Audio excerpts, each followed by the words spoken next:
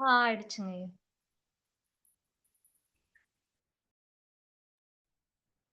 வாழ்க வையகம், வாழ்க வையகம், வாழ்க வளமுடன்.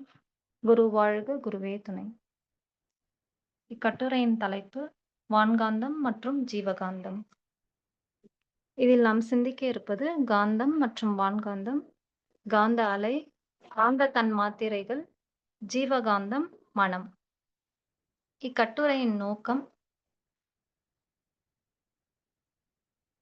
வேதாத்ரியம் வழங்கிய அற்புதமான காந்தம் என்னும் இறைநிலையின் மாற்ற பேராற்றலை அறிவதன் மூலமே பிரபஞ்சம், அதில் அடங்கி இயங்கும் கோடான கோடி அண்டங்கள் முதல் உயிரினங்களின் சிறப்பு தன்மாற்றமான மனித மனம் வரை உணர்ந்து கொள்ள முடியும். எனவே இந்த ஆராய்ச்சி கட்டுரையில் காந்தத்தின் ஆற்றலையும் அதன் தன்மாத்திரைகளையும் உலக சமுதாயத்திற்கு தத்துவார்த்தமாகவும் இன்றைய நவீன அறிவியல் ஆராய்ச்சி தகவல்களின் மூலமாகவும் எளிதாக விளங்கும் வகையில் விளக்குவதே நோக்கமாகும். காந்தம் இறைநிலை என்பது தன்னிருக்க சூழ்ந்தழுத்தும் ஆற்றல். இறைநிலையின் தன்னிருக்கத்தால் தனக்குள்ளாகவே நெருக்கம் ஏற்பட்டு இறைத்துகள்களாக மலர்ந்தது. ஒவ்வொரு இறைத்துகளை சுற்றிலும் இறைநிலையே சூழ்ந்தழுத்திக் கொண்டிருப்பதால் அதனிடம் தற்சுழற்சி உருவானது. இறுக்கம் என்ற இறையாற்றலும் விளக்கும் ஆற்றல் என்ற அதன் சுழற்சி ஆற்றலும் இணைந்த ஒரு பேராற்றலான பாய்ம பொருளே காந்தம் எனப்படுகிறது. இது ஒப்புயர்வில்லாத பிரபஞ்ச பேராற்றலாகவும் எல்லா இயக்கங்களுக்கும் அடிப்படையானதாகவும் இருக்கிறது. இங்கு இறைத்துகள்கள் என்பது தோற்றப் பொருளாக மாறாத காந்த நிலையாகும். அன்மானிஃபெஸ்டட் மேக்னட்டிசம். இறைத்துகள்கள் கூடி விண்ணாகியது. விண்களின் கூட்டுதான் தோற்றப் பொருட்கள் அனைத்தும். விண்ணில் சிறைப்பட்டிருந்த இறைத்துகள்களே பஞ்ச தன் மாத்திரைகளாக மாறுகின்றது. இங்கு வெளிப்படும் காந்தம் மேனிஃபெஸ்டட் மேக்னட்டிசம் ஆகும். வான்காந்தம் விண்ணிலிருந்து வெளிவருகின்ற விரிவலைகள் பிரபஞ்சம் முழுவதும் பரவுகின்றன. விண்ணை சுற்றிலும் விண்களுக்கிடையேயும் நிறைந்துள்ள சுத்தவெளியானது விரிவலைகள் தொடர்ந்து இடைவிடாது வந்து கொண்டே இருப்பதால் காந்தத்தன்மை பெறுகிறது. அதுதான் வான்காந்தம். ஜீவகாந்தம் ஸ்லைடு உடலுக்குள் கோடிக்கணக்கான உயிர்த்துகள்கள் இயங்கிக் கொண்டிருக்கின்றன. உயிர்த்துகள்கள் தற்சுழற்சியினால் அதில் இருக்கும் இறைத்துகள்கள் காந்த அலைகளாக மாறி வெளியே வந்து கொண்டிருக்கின்றன. அவ்வாறு வெளிவருகின்ற அலைகளின் தொகுப்பே ஜீவகாந்தமாகும். மனம் ஜீவகாந்த அலை புலன்கள் மூலமாக புற உலகோடு தொடர்பு கொண்டு பெறுகின்ற அனுபவங்களை கருமையத்தில் இருப்பாக்கி அவ்வப்போது எழுச்சி பெற்று மூளையின் வழியாக வெளிப்படுவதே மனம் எனப்படுகிறது. இக்கருத்தையே உயிரின் படர்க்கை நிலையே மனம் என்கிறது வேதாத்திரியம். காந்தம் அடுத்த ஸ்லைடு. அறிவியல் விளக்கம். பொதுவாக விஞ்ஞானம் காந்தத்தை டயாமேக்னட்டிசம், பாராமேக்னட்டிசம், ஃபெரோமேக்னட்டிசம் என்று வகைப்படுத்துகிறது. நமக்கு பொதுவாக ஃபெரோமேக்னட்டிசம் என்று சொல்லப்படும் காந்தம் பற்றி தெரியும். இவை அனைத்தும் பொருட்களில் இருந்து வெளிப்படும் காந்தம். வேதாத்ரி மகரிஷி அவர்கள் எங்கும் எப்பொருளிலும் எவ்வுயிர் இடத்திலும் மறைப்பொருளாக காந்தம் வெளிப்படுகிறது என்று நமக்கு விளக்கியுள்ளார். மனிதனும் ஒரு உயிரியல் காந்தம் எனலாம், பயாலஜிக்கல் மேக்னட். பல ஆராய்ச்சிகளின் அடிப்படையில் இந்த கூற்றை விஞ்ஞானமும் ஒப்புக்கொண்டுள்ளது. வேதாத்திரியம் கூறும் மின்காந்த நிறமாலை, அது எலக்ட்ரோ மேக்னெட்டிக். பொதுவா காந்த அலைனாவே விஞ்ஞானம் சொல்றது வந்து எலக்ட்ரோ மேக்னெட்டிக் வேவ்ஸ், அதாவது மின்காந்த அலை தான் அவங்க வந்து காந்த அலைன்னு சொல்லுவாங்க. அதோடைய வரம்பு பார்த்தீங்கன்னா, ஃப்ரீக்வன்சி ரேஞ்ச் வந்து 3ல இருந்து 3 ஹெர்ட்ஸ்ல இருந்து 10 டு த பவர் 24 ஹெர்ட்ஸ். வேதாத்திரியம் கூறும் காந்த அலைகள் இப்ப இருக்கிற அந்த எலக்ட்ரோ மேக்னெட்டிக் ஸ்பெக்ட்ரத்தோடைய அலையை விட இன்னும் விரிவான எல்லைகளை உள்ளடக்கியது. மனமும் இந்த அலையின் ஒரு பகுதி. நிலையற்ற அறிவியல் விளக்கங்கள். அடுத்த ஸ்லைடுங்க. அறிவியல் ஆராய்ச்சிகள். நிலையற்ற பிளாஸ்மாவில் இருந்து தோன்றிய காந்த புலங்கள். பிளாஸ்மா என்றது என்னன்னா, ஒரு அயனியாக்கம் செய்யப்பட்ட வாயு தான். அதாவது எக்ஸாம்பிளுக்கு சூரியன் எடுத்துக்கலாம். அதோடைய அதீத வெப்பத்தினால அங்க இருக்கிற ஹைட்ரஜன், ஹீலியம் கேஸ் இது எல்லாமே அந்த வெப்பத்தின் காரணமா அயனியாக்கமாக்கப்படுது. இது நம்ம பார்க்குற எல்லா நட்சத்திரங்கள், இந்த சூரியன் எல்லாமே வந்து பிளாஸ்மா நிலையிலே இருக்குது. அதனால இந்த பிரபஞ்சத்துல இருக்கிற 99% எல்லா பொருள்களும் பிளாஸ்மா நிலையிலேயே உள்ளது. இதிலிருந்து உருவாகும் பிளாஸ்மா பூமியில் வாழும் உயிர்களுக்கு ஆதாரமா இருக்கு. ஒவ்வொரு உயிரினத்திலும் பயோபிளாஸ்மாக்கள் இருப்பதாகவும் விஞ்ஞானத்தில் சொல்றாங்க. கொலம்பியா பல்கலைக்கழக ஆராய்ச்சியாளர்கள் விண்வெளியில் நிலையற்ற பிளாஸ்மாவிலிருந்து காந்தப்புலங்கள் தானாகவே உருவாகுதுன்னு கண்டுபிடிச்சிருக்காங்க. அது மட்டும் இல்லாம 2 அண்டங்களுக்கு நடுவுல எதுவுமே இல்லாத இடத்துல கூட காந்தப்புலங்கள் உருவாகுறத நிரூபிச்சிருக்காங்க. பிளாஸ்மாவில் இதுக்கு காரணம் வந்து பிளாஸ்மாவுடைய நிலையற்ற அலைப்பாயும் இயக்கங்கள் ஒரு சிறிய காந்தப்புலங்கள், அதாவது விதை காந்தப்புலங்கள்னு சொல்றாங்க. இது நமக்கு வேதாத்திரிய இதுபடி விண்களின் கூட்டு சுழலும்போது அதிலிருந்து வெளியில் வர நிழல்விண்கள் மூலம் காந்தப்புலங்கள் உருவாகுதுன்ற வேதாத்திரிய விளக்கத்தின் மூலமா நமக்கு தெளிவுபடுது. பிரபஞ்சம் முழுவதும் காந்த அலைகளின் இணைப்பு. இப்போ ரீசன்ட் ரிசர்ச்ல 500ல இருந்து 800 மில்லியன் ஒளியாண்டுகள் நீளமுள்ள பிரபஞ்ச பாதைகள வந்து கண்டுபிடிச்சிருக்காங்க. அதாவது அவ்ளோ நீளம்னா என்ன அர்த்தம்னா, அவ்ளோ வருஷத்துக்கு முன்னாடி அது எப்படி இருந்தது அப்படிங்கிறத சொல்றாங்க. அந்த அலைப்பாதை எப்படி இருந்ததுன்னா, கோடிக்கணக்கான ஒளியாண்டுகள் நீளமுள்ள அந்த அலைப்பாதைகள் விண்மீன் மண்டலங்களை ஒன்றோடு ஒன்று இணைத்து ஆற்றல் குறைவான காந்தப்புலங்களை தாங்கி இருந்தது. அதாவது எந்த அளவுக்கு குறைவான ஆற்றல்னா, மனித மூளை எந்த அளவுக்கு காந்தத்தன்மை வெளிப்படுத்துமோ, அந்த அளவுக்கு மேக்னெட்டிக் ஃபீல்ட் குறைவான அளவா தான் இருந்திருக்கு. அந்த அந்த அலைப்பாதைன்னா என்னன்னா, சிலந்தி வலை மாதிரி நம்ம வச்சுக்கலாம். அந்த சிலந்தி வலை அந்த நூல் மாதிரி இருக்கிறது தான் அலைப்பாதை. அதுக்குள்ள இருக்கிற அந்த ஸ்பேஸ் அங்கேயும் விண்வெளியும் ஸ்பேஸா தான் இருக்கும். இப்ப அந்த மாதிரி இருக்கிற அந்த அலைப்பாதையில இப்போ கம்மியான காந்தப்புலங்கள்ல இருந்து எப்படி அந்த கேலக்ஸி எல்லாம் ஃபார்ம் ஆயிருக்கும்னு விஞ்ஞானிகளுக்கெல்லாம் ஆச்சரியமா இருக்கு. இப்ப இந்த காந்தப்புலங்கள் தான் புரோட்டான், எலக்ட்ரான் போன்ற துகள்களை ஒழுங்குபடுத்தி பொருட்களின் அடர்த்தியை அதிகரிக்க செய்து விண்மீன் மண்டலங்களை எல்லாம் உருவாக்குகிறது. எனவே காந்தப்புலங்கள் தான் பிரபஞ்ச அமைப்பை வடிவமைக்க காரணமா இருக்குன்னு விஞ்ஞானிகள் உறுதிப்படுத்தியிருக்காங்க. நம்ம மகரிஷியும் விண்வெளி தற்சுழற்சி வேறுபாடும், ஈர்ப்பு மற்றும் விலக்கும் ஆற்றல் ஆகிய காந்த புலங்கள் தான் இந்த பிரபஞ்ச தோற்றத்துக்கு காரணம்னு அவரும் விளக்கியிருக்காரு. தாவரங்கள்ல காந்த அலை. தாவரங்கள் பல வழியில வந்து ஒண்ணோடு ஒன்று தொடர்பு கொள்ளுது. மெயினா எது மூலமா தொடர்பு கொள்ளுதுன்னா, அழுத்தம், ஒளி, சுவை, மணம். அப்புறம் மின்சார அலை, அப்புறம் ரசாயனம். இது மூலமா தான் ஒண்ணோடு ஒண்ணு தொடர்பு கொள்ளுது. இப்ப ஏஐ மூலமா அல்ட்ராசானிக் சென்சார் யூஸ் பண்ணி நம்மால கேட்க முடியாத ஒலிய தாவரங்கள் வெளிப்படுத்துது. ஆனா நம்மனால கேட்க முடியாது. அந்த ஒலிய கூட அவங்க வந்து கண்டுபிடிக்கிறாங்க. அதுல வந்து நார்மலா ஆரோக்கியமா இருக்கிற செடிகள்ல வந்து அமைதியா இருக்கிறதாவும், அதுக்கு ஏதாவது ஒரு கஷ்டம், அதாவது தண்ணி பற்றாக்குறை, இல்ல வெப்பநிலை மாற்றம், இல்ல பூச்சி தாக்குதல், இல்ல யாராவது வெட்ட வராங்க. அது மாதிரி ஏதாவது பிரச்சனைன்னா, அது வந்து 40 கிலோ ஹெர்ட்ஸ்ல இருந்து 80 கிலோ ஹெர்ட்ஸ் வரை சவுண்ட் வேவ்ஸ் ஒலி அலைகள வெளிப்படுத்துது அப்படின்னு கண்டுபிடிச்சிருக்காங்க. அது மட்டும் இல்லாம, அது எந்த வகையான அழுத்தத்துக்கு அது உள்ளாயிருக்குன்றதையும் வகைப்படுத்தி அவங்கனால கண்டுபிடிக்க முடிஞ்சிருக்கு. இன்னொரு ஆராய்ச்சியில மூளை, நரம்பு மண்டலம் இந்த தாவரங்களுக்கு இல்லன்னாலும், அது உணருது, கத்துக்குது. அது தேவையான சேஞ்ச் அடைஞ்சுகிட்டே இருக்குது. அப்புறம் எல்லாத்தையும் மெமரியில வச்சுக்குது. எல்லாமே நினைவுல கூட வச்சுக்குதுன்னு கண்டுபிடிச்சிருக்காங்க. அதோடைய தாவரத்துடைய வேர் முனைகள் தான் அதுக்கு வந்து மூளை மாரி செயல்படுது அப்படின்னு சொல்றாங்க. அப்புறம் லூக்கா அகாரிகஸ்ன்ற அந்த பூஞ்சை அ கெமிக்கல் சிக்னல்ஸ் அனுப்பி, இலை வெட்டும் எறும்புகளுக்கு எந்த வகையான இலை அ வேணும் அப்படிங்கிறத சொல்லுது. அந்த எறும்புகளும் அந்த மரத்துங்கள்ல இருந்து சரியான இலைய வெட்டி பூஞ்சைகளுக்கு உணவா கொண்டு வந்து நிலத்தடியில கொண்டு வந்து குடுத்துருது. அதுக்கு பதிலா அந்த பூஞ்சை என்ன பண்ணுது, காளான்களை தனக்குள்ள வளர்த்து, அந்த எறும்புகளுக்கு உணவா குடுக்குது. சில மரங்கள் என்ன பண்ணுது, அந்த பூஞ்சைய அழிக்கிறதுக்காக இலையில வந்து நச்சுக்கள உருவாக்குது. ஆனா இறைநிலையோட பேரறிவ பார்த்தீங்கன்னா, அந்த எறும்புகள் வந்து அந்த மரத்த விட்டுட்டு, வேற மரங்களோட இலைய தேடி அ அ போக ஆரம்பிக்குது. இது பூஞ்சை, எறும்புகள், அப்புறம் அந்த மரங்களுக்கு இடையில இருக்கிற அந்த பரஸ்பரமான உறவ வந்து நமக்கு வெளிக்காட்டுது. அது எந்த அளவுக்கு இறைநிலை எல்லா தாவர இனம்னா தாவர இனத்த மட்டும் அது ம் கம்யூனிகேட் பண்ணாம, எல்லா உயிரினங்களோடும் அது எந்த அளவுக்கு கூட்டுறவா செயல்படுதுங்கிறத நமக்கு விளக்குது. ஓரறிவு தாவரங்கள் மாதிரியே அனைத்து உயிரினங்களும் காந்த அலைகள், அவற்றுடைய தன்மாத்திரைகள வச்சு தொடர்பு கொண்டுகிட்டே இருக்கு. பூமியினுடைய காந்தப்புலம் பறவைகள், கடல்வாழ் உயிரினங்கள், ஆமைகள், மீன்கள் போன்ற உயிரினங்களுக்கு திசை காட்டும் இயற்கை ஜிபிஎஸ் மாரி செயல்படுது.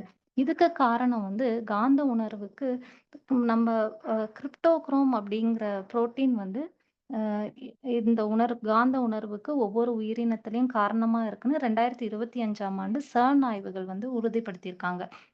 எபிஜெனெடிக்ஸ் மற்றும் உடல் மன தொடர்பு. பொதுவா மனித வாழ்க்கையில டிஎன்ஏ தான் தீர்மானிக்குதுன்னு சொல்வோம். ஆனா டிஎன்ஏல 2% மட்டும் தான் நேரடியாக புரத உற்பத்தியில பங்கு வகிக்குது. மிச்சம் இருக்கிற 98% ஜங்க் டிஎன்ஏ தேவையில்லன்னு நெனச்சாங்க அப்போ. ஆனா இப்போ அதுவே எபிஜெனெடிக்ஸ் எனப்படும் புதிய துறையுடைய உருவாக்கத்துக்கு காரணமா இருக்கு. இப்ப சமீபத்திய அந்த ஆராய்ச்சிகள்லாம் அவங்க என்ன சொல்றாங்கன்னா, டிஎன்ஏ வந்து ஒரு பயோ ஆண்டனா மாதிரி செயல்பட்டு, வெளிப்புற உலகிலிருந்து வர அந்த சிக்னல்கள் என்னென்ன சிக்னல்னா சுற்றுச்சூழல், நம்ம உணர்ற அந்த உணர்வுகள், நம்ம சாப்பிடுற உணவு, நம்மளுடைய மனநிலை, அப்புறம் நம்மளுடைய ஆழ்மனதில ஏற்கனவே பதிந்த பழக்கங்கள். இது எல்லாமே ஜங்க் டிஎன்ஏ உடைய செயல்பாட்ட தூண்டி, புரத உற்பத்தி புரோட்டீனுடைய ஃபார்மேஷன மாத்துது. வேற மாதிரி மாத்துது. இதுதான் பல நோயுடைய உருவாக்கத்துக்கு காரணம் அப்படிங்கிறத நிரூபிக்கிறாங்க. ஆனா, அதனால தான் பெரும்பாலான சிகிச்சைகள் நோய நீக்காம, அதோடைய விளைவை மட்டுமே கட்டுப்படுத்த முடியுது. இதுக்கு காரணம் என்னன்னா, மனிதனுடைய மனம் ஆட்டோ பைலட் மோட் மாதிரி ஏற்கனவே பதிஞ்ச பழக்கங்கள சப்கான்ஷியஸ் லெவல்ல நம்ம இயங்கிட்டு இருக்கிறனால தான். அதுக்கு தான் மகரிஷி வந்து ஜீவகாந்தத்த பெருக்கி, விழிப்புணர்வ அதிகரிச்சு, மனவிரிவு ஏற்படும்போது மன தூய்மை பெருகுதுன்னு சொல்றாரு. அதனால ஜீவகாந்தத்தின் திணிவும், தரமும் மனிதனுக்கு மிக மிக முக்கியம். ஜீவகாந்தம் திணிவு பெற ஜீவகாந்த பெருக்க பயிற்சி அகத்தவமும், அதிலுள்ள முடிச்சுகளை சீராக்க அகத்தாய்வு பயிற்சிகளும் எவ்வளவு முக்கியம் என்பதை ஆதாரப்பூர்வமாக உணர்ந்து கொள்ள முடிகிறது. குவாண்டம் பிணைப்பு. 2 துகள்கள் ஒரே நிலத்தில் தொடர்புடைய நிலையில் இருக்கும்போது, எவ்வளவு தூரத்துல இருந்தாலும் சரி, ஒண்ணு மாறுனா உடனே இன்னொன்னு மாறும். இததான் வந்து Einstein spooky action at a distance அப்படின்னு சொல்றாரு. இதன் மூலமா பிரபஞ்சத்துல இருக்கிற எல்லாமே ஒண்ணோட ஒண்ணு அடிப்படையில தொடர்புடையதா தான் இருக்குங்கிறதுக்கு ஒரு நமக்கு ப்ரூஃப் கிடைக்குது. வேதாத்திரிய அடிப்படையில இதுக்கு காரணம் என்னன்னு நம்ம ஆராய்ச்சி செஞ்சோம்னா, காந்தம் பாய்ம பொருளா இருந்து எல்லா இடத்துலயும் ஊடுருவி இருக்கு. பிரபஞ்சத்துல அது இல்லாத இடமே இல்ல. அதனால ஒரு துகள் மாறுனாலும் உடனே அது கனெக்ட் ஆயி இன்னொன்னு வந்து மாற்றிடுது உடனே. Quantum memory matrix. இது வந்து அ ஒரு ஒரு அழகான கோட்பாடு. இந்த கோட்பாடு வந்து எக்ஸாம்பிளுக்கு ஒரு டப் எடுத்துக்கிறோம். அது ஃபுல்லா தண்ணி நிரப்பிக்கிறோம். அதுக்கு நடுவுல ஒரு கல்ல தூக்கி போடுறோம். இப்போ அந்த கல்ல விழுந்த அந்த நிகழ்ச்சி, அந்த அ நீர்ல இருக்கிற ஒவ்வொரு புள்ளியிலுமே ஒரு மாற்றத்தை ஏற்படுத்தியிருக்கு. அந் அத வந்து அந்த நீர்ல இருக்கிற ஒவ்வொரு புள்ளியும் நினைவுல வச்சுக்கும்.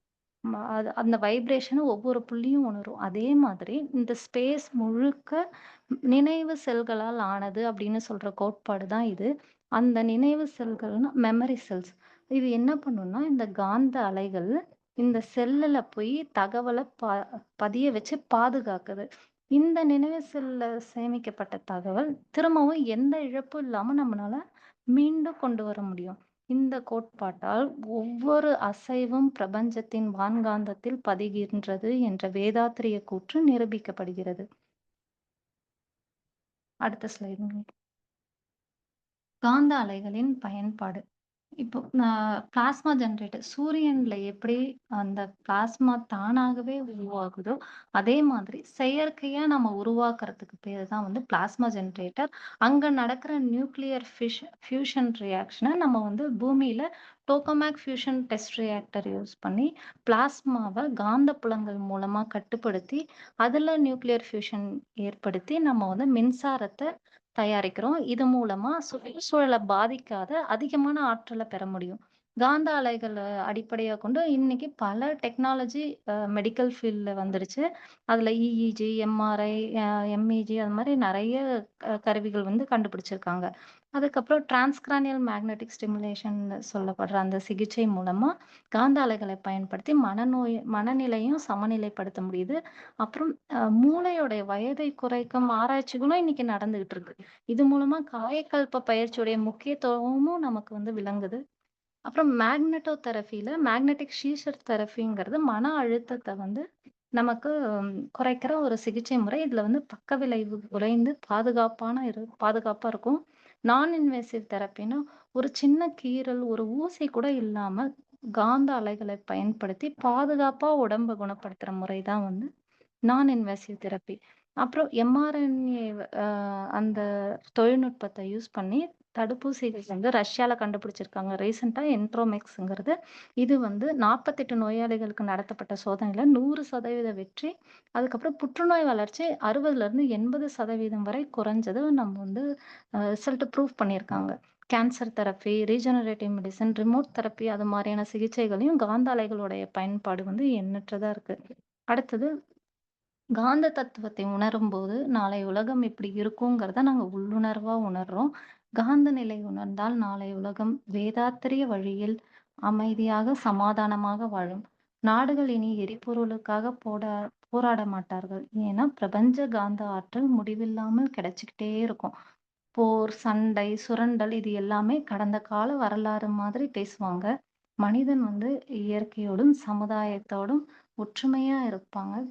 மனிதர்கள் எல்லாருமே ஒன்றிணைந்து மேக்னெட்டிக் யூனியன் ஆஃப் எர்த் என்ற உலக அரசை உருவாக்குவாங்க. அறிவியல் மற்றும் சமூகத்திற்கான தாக்கங்கள். இந்த காந்த தத்துவம் வந்து ஆன்மீகத்துக்கும், அறிவியலுக்கும் இருக்கிற ஒரு பாலம். இது கல்விக்கூடம் வழியா மக்களுக்கு போகும்போது, அறிவியல் கண்டுபிடிப்புகள்ல ஒரு புதிய புரட்சி ஏற்படும். ஆராய்ச்சிகள்லாம் ரொம்ப எளிமையா மாறிடும். செயலுக்கு விளைவா வருவது இறைநிலை என்பதை உணர்ந்து கொண்டு, மக்கள் அனைவரும் தங்களுடைய மன அலையை ஒழுங்குபடுத்தி பொறுப்புணர்வோடு வாழ்வார்கள். அதிகாரம், செல்வம் இரண்டும் ஒழுக்கத்தின் வழியில் பயணிக்கும். வேதாத்ரி மகரிஷி அவர்களும் மனதுடைய தூய்மைதான் உலக அமைதிக்கு அடித்தளம்னு சொல்றாரு. அடுத்து கால் ஃபார் ஆக்ஷன். இப்ப நம்ம வந்து அம் காந்த தத்துவங்கிறது ஒழுக்கம், அறிவு, ஆன்மீகம், அறிவியல் இது எல்லாத்தையும் ஒரே பிளாட்ஃபார்ம்ல இணைக்கிற ஒரு சூப்பர் சயின்ஸ். இந்த தத்துவத்த பரப்புறதுக்கு எல்லாருடைய முயற்சியும் தேவை. கல்வியாளர்கள், ஆன்மீக தொண்டர்கள், விஞ்ஞானிகள், சமூக ஊடகங்கள் எல்லாரும் சேர்ந்து தான் பண்ணணும். இத ஒரு வாழ்க்கை விஞ்ஞானமா கல்விக்கூடம் வழியா நம்ம வந்து பயிற்றுவிக்கணும். கல்வியாளர்கள் எல்லாமே அறிவியல், ஆன்மீகம்ங்கிற புதிய கோணத்துல சிந்திக்க தொடங்கணும். மாணவர்கள வழிநடத்தணும். யோகா பயிற்சியாளர்கள் வந்து தத்துவத்துடைய அறிவியல் முறைய நம்ம விளக்கணும். விஞ்ஞான ஆராய்ச்சி துறையில பயோஃபீல்ட், குவாண்டம் பயாலஜி, கான்ஷியஸ்னஸ் ஸ்டடீஸ் இதில எல்லாமே காந்த தத்துவத்துடைய ஆராய்ச்சியில ம் காந்த தத்துவத்தோட அடிப்படையில புதிய ஆராய்ச்சி நம்ம வந்து செய்யணும். இது மாதிரி நம்ம செய்யும்போது டைம் ஆச்சுங்கம்மா. 15 மினிட்ஸ் ஆச்சு. அவ்வளோதாங்க. ஓகேங்க ஐயா. அவ்வளோதாங்க ஐயா முடிஞ்சதுங்க. எந்த ஓகே. ஒன்று அறிந்திடில் இறைவன் முதல் உயிர் வரை எல்லாவற்றையும் உணர்த்துமோ அதுவே காந்தமாம். நன்றி. வாழ்க வளமுடன். வாழ்க ஓகே. வளமுடன். இப்போ இந்த இந்த ரெக்கார்டிங்க வந்து மறுபடியும் நீங்க திரும்ப கேளுங்க. அ சரிங்க ஐயா. ஓகேங்க. எங்க தவறு பண்றீங்கன்னு பாருங்க. சரிங்க ஐயா. அதேபோல அந்த விஞ்ஞான ஆராய்ச்சிகள பத்தி சொல்லும்போது, அங்க ம். வேதாத்திரியத்தோட கனெக்ட் பண்ணி சொல்லுங்க, ஒவ்வொரு பாயிண்ட்டும். அதேபோல ஒரு ஸ்லைட்லயே வந்து ரொம்ப நேரம் நிக்கிறீங்க. அப்ப அந்த ஸ்லைடுக்கு நீங்க தனித்தனியா ஸ்லைடு போட்டு, அதுக்கு ஒரு பிக்சர் ஏதாவது போட்டு ஏன்னா, ம். கவனிக்கிறவங்க வந்து ஒரு 5 டூ 10 மினிட்ஸ் 5 மினிட்ஸ் வந்து ஒரே ஸ்லைடையே கன்டினியூஸா பார்த்துட்டு இருக்கும்போது, அவங்களுக்கு அது போர் அடிக்கிற மாரி தோணும். அப்ப ஆமாங்க ஐயா. அந்த ஸ்லைட வந்து நீங்க அதுக்கு ஏதாவது சின்ன படங்கள் போட்டுட்டு, ஒவ்வொரு ஸ்லைடா மாத்தி, மாத்தி ஒவ்வொன்னும் சொல்லலாம். ஆ, இன்னொன்னு ஓ டைம் மேனேஜ்மென்ட் முக்கியம். டைம் மேனேஜ்மென்ட் 14 மினிட்ஸ்ல கம்ப்ளீட் பண்றதுக்கு, உங்களுடைய ஓகேங்க. இத வந்து பயிற்சி பண்ணுங்க. அதே மாரி வார்த்தை தடுமாற்றம் இருக்கு. இப்ப கற்றுக் ஓகேங்க. கொடுக்கலாம், இல்ல பயிற்றுவிக்கலாம். அது அது ம். ஏன் தடுமாற்றம் வருதுன்னா, நீங்க வந்து ம். அத எழுதி வைக்கல. நீங்க என்ன பேச போறீங்கங்கிறத ஒரு பேப்பர்ல எழுதிட்டு, அத ஒரு ம். 2 தடவைக்கு 3 தடவ வாசிச்சீங்கன்னா, உங்களுக்கு வந்து அந்த வார்த்தை தடுமாற்றம் வராது. இப்ப ஓகேங்க. புரோட்டீன்ங்கிறீங்க மறுபடியும் புரதம், இல்ல புரோட்டீன் அப்படின்னு அந்த மாதிரி போக்கூடாது. புரோட்டீன்னா புரோட்டீன், புரதம்னா புரதம். அப்ப ஓகேங்க. அந்த இடத்துல இங்கிலீஷ் வேர்ட் யூஸ் பண்றதா, தமிழ் வேர்ட் யூஸ் பண்றதான்னு அந்த ஆ. கன்ஃப்யூஷன்ஸ் வருது இல்லைங்களா? கன்ஃபர்மேஷன் அதெல்லாம் இருக்கு. வந்து இருக்காம, அப்ப நீங்க முதல்ல தமிழ்ல நார்மலா நீங்க நீங்க பேச்சுக்கு எப்படி பேச போறீங்கங்கிறத ஒரு பேப்பர்ல எழுதுங்க. எழுதிட்டு ம். ஒரு தடவ பிராக்டிஸ் பண்ணுங்க. ஒரு தடவைக்கு 2 தடவ பிராக்டிஸ் பண்ணீங்கன்னா, அங்க தடுமாற்றம் இருக்காது. இல்லன்னா ஓகே. அங்க பாதியில வந்து ஸ்டக் ஆயிடும். அவ்வளோ பேருக்கு முன்னால பேசும்போது. அதனால அத சரி. வந்து கொஞ்சம் பிராக்டிஸ் பண்ணுங்க. ஓகேங்க. அந்த ஒரு ஸ்லைட்ல வந்து உங்களுக்கு ரொம்ப நேரம் வெயிட் பண்ற மாரி இருக்குன்னா, அந்த ஸ்லைடுக்கு 4, 5 படங்கள போட்டு, அந்த வெறும் ம். வெறும் படங்கள மட்டும் போட்டுட்டு, நீங்க உங்க விளக்கத்த வந்து அங்க குடுங்க. ஏன்னா சரிங்க. விளக்கத்த வந்து நீங்க நார்மலா வாயிலருந்து சொல்றவங்கன்னா, உங்க மனசுலருந்து ம். சொல்றீங்க அப்டின்னா, அந்த ம். வார்த்தைகள்ல வந்து மிஸ்மேட்ச் ஆகக்கூடாது. திரும்ப பின்னால போயிட்டு முன்னால வர்றது, அது மாரி இருக்கக்கூடாது. அப்ப அத ஓகேங்க. எழுதி வச்சு ஒரு தடவ பிராக்டிஸ் பண்ணுங்க. அங்க பேசும்போது டைரக்ட்டா பேசுங்க. ஸோ அது ஒரு ஓகேங்க. இது இருக்கு. பாத்துக்கங்க. வேற ம். யாருக்காவது கருத்து இருந்தா சொல்லுங்க. இல்லன்னா அடுத்தவங்களுக்கு போலாம். ஓகேங்க. நன்றிங்க ஐயா. ம்.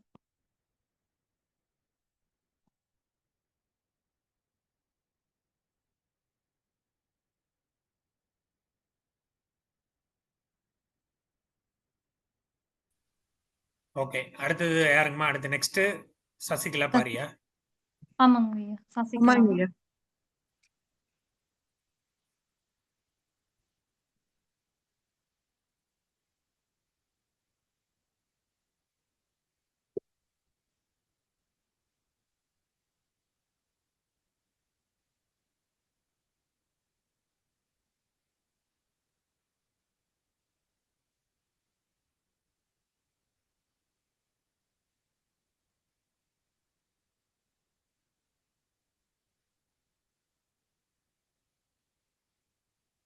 அம்மா நீங்க தொடங்குங்கம்மா.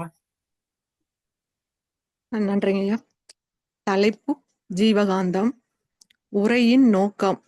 ஜீவகாந்த தத்துவத்தில் ஆழ்ந்து செல்ல செல்ல இயற்கை பற்றிய முழுமையான அறிவை பெற முடியும். எனவே இந்த ஆராய்ச்சி கட்டுரையில் ஜீவகாந்த ஆற்றலையும் அதன் வரவு, குறைவு, நிறைவு ஆகியவற்றையும் விஞ்ஞான அடிப்படையில் எளிதாக உணர்த்துவது நோக்கமாகும். முக்கிய உள்ளடக்கம்: ஜீவகாந்தம், ஜீவகாந்த வரவு, ஜீவகாந்த குறைவு நிறைவு, முழுமையான ஆரோக்கியமான தூக்கம், மெலட்டோனின், அடினோசின். ஜீவகாந்தம் உயிரினங்களின் உடல்களில் முக்கிய பங்கு வகிப்பது ஜீவகாந்தமாகும். உடலுக்குள் கோடிக்கணக்கான உயிர்த்துகள்கள் சுழன்று ஓடிக்கொண்டிருக்கின்றன. ஒவ்வொரு உயிர்த்துகள்களிலும் எண்ணற்ற இறைத்துகள்கள் உள்ளன. ஒவ்வொரு உயிர்த்துகள்களும் தன்னைத்தானே சுற்றி கொண்டிருக்கின்றது. அதில் இருக்கும் இறைத்துகளே காந்த அலைகளாக வெளிவருகின்றன. அவ்வாறு வெளிவருகின்ற விரிவு அலைகளின் தொகுப்பே ஜீவகாந்தம் எனப்படுகிறது. ஜீவகாந்தம் வான்காந்தத்தின் ஒரு சிறு பகுதி. ஜீவ இன உடல்களில் எல்லை கட்டி கொண்டு எல்லா உயிரினங்களிலும் வாழும் எல்லாவிதமான நினைப்பது, உணர்வது, விருப்பம் போல் நகர்வது, இனப்பெருக்கத்தை உருவாக்குவது முறையாக நிர்வகித்து வருகிற ஆற்றல்தான் ஜீவகாந்தம். ஜீவகாந்த வரவு.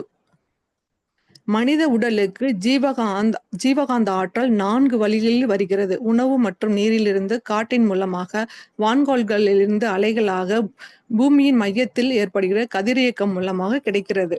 ஜீவகாந்த பெருக்க பயிற்சி. ஜீவகாந்தத்தை பெருக்கிக் கொள்ள மகரிஷி அவர்கள் 2 பயிற்சிகளை வழங்கியிருக்காங்க. தீப பயிற்சி, கண்ணாடி பயிற்சி.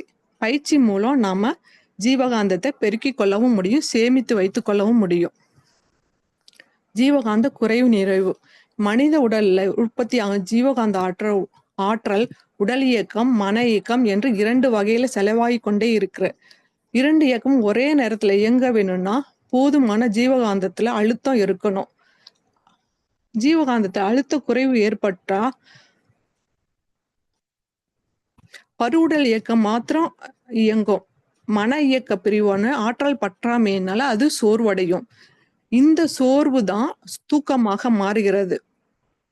குறிப்பிட்ட நேரம் தூங்கிவிட்டா மன இயக்கத்துக்கான செலவு நின்று போகவே தானாகவே ஜீவகாந்த ஆற்றல் சிறிது சேமிக்கப்பட்டு ஜீவகாந்த அலை இயக்கத்தில் அழுத்தம் அதிகரிக்கும். அந்த நேரத்தில் மன இயக்கம் தூண்ட பெற்று தூக்கம் நீங்கி விழிப்பு உண்டாகிறது.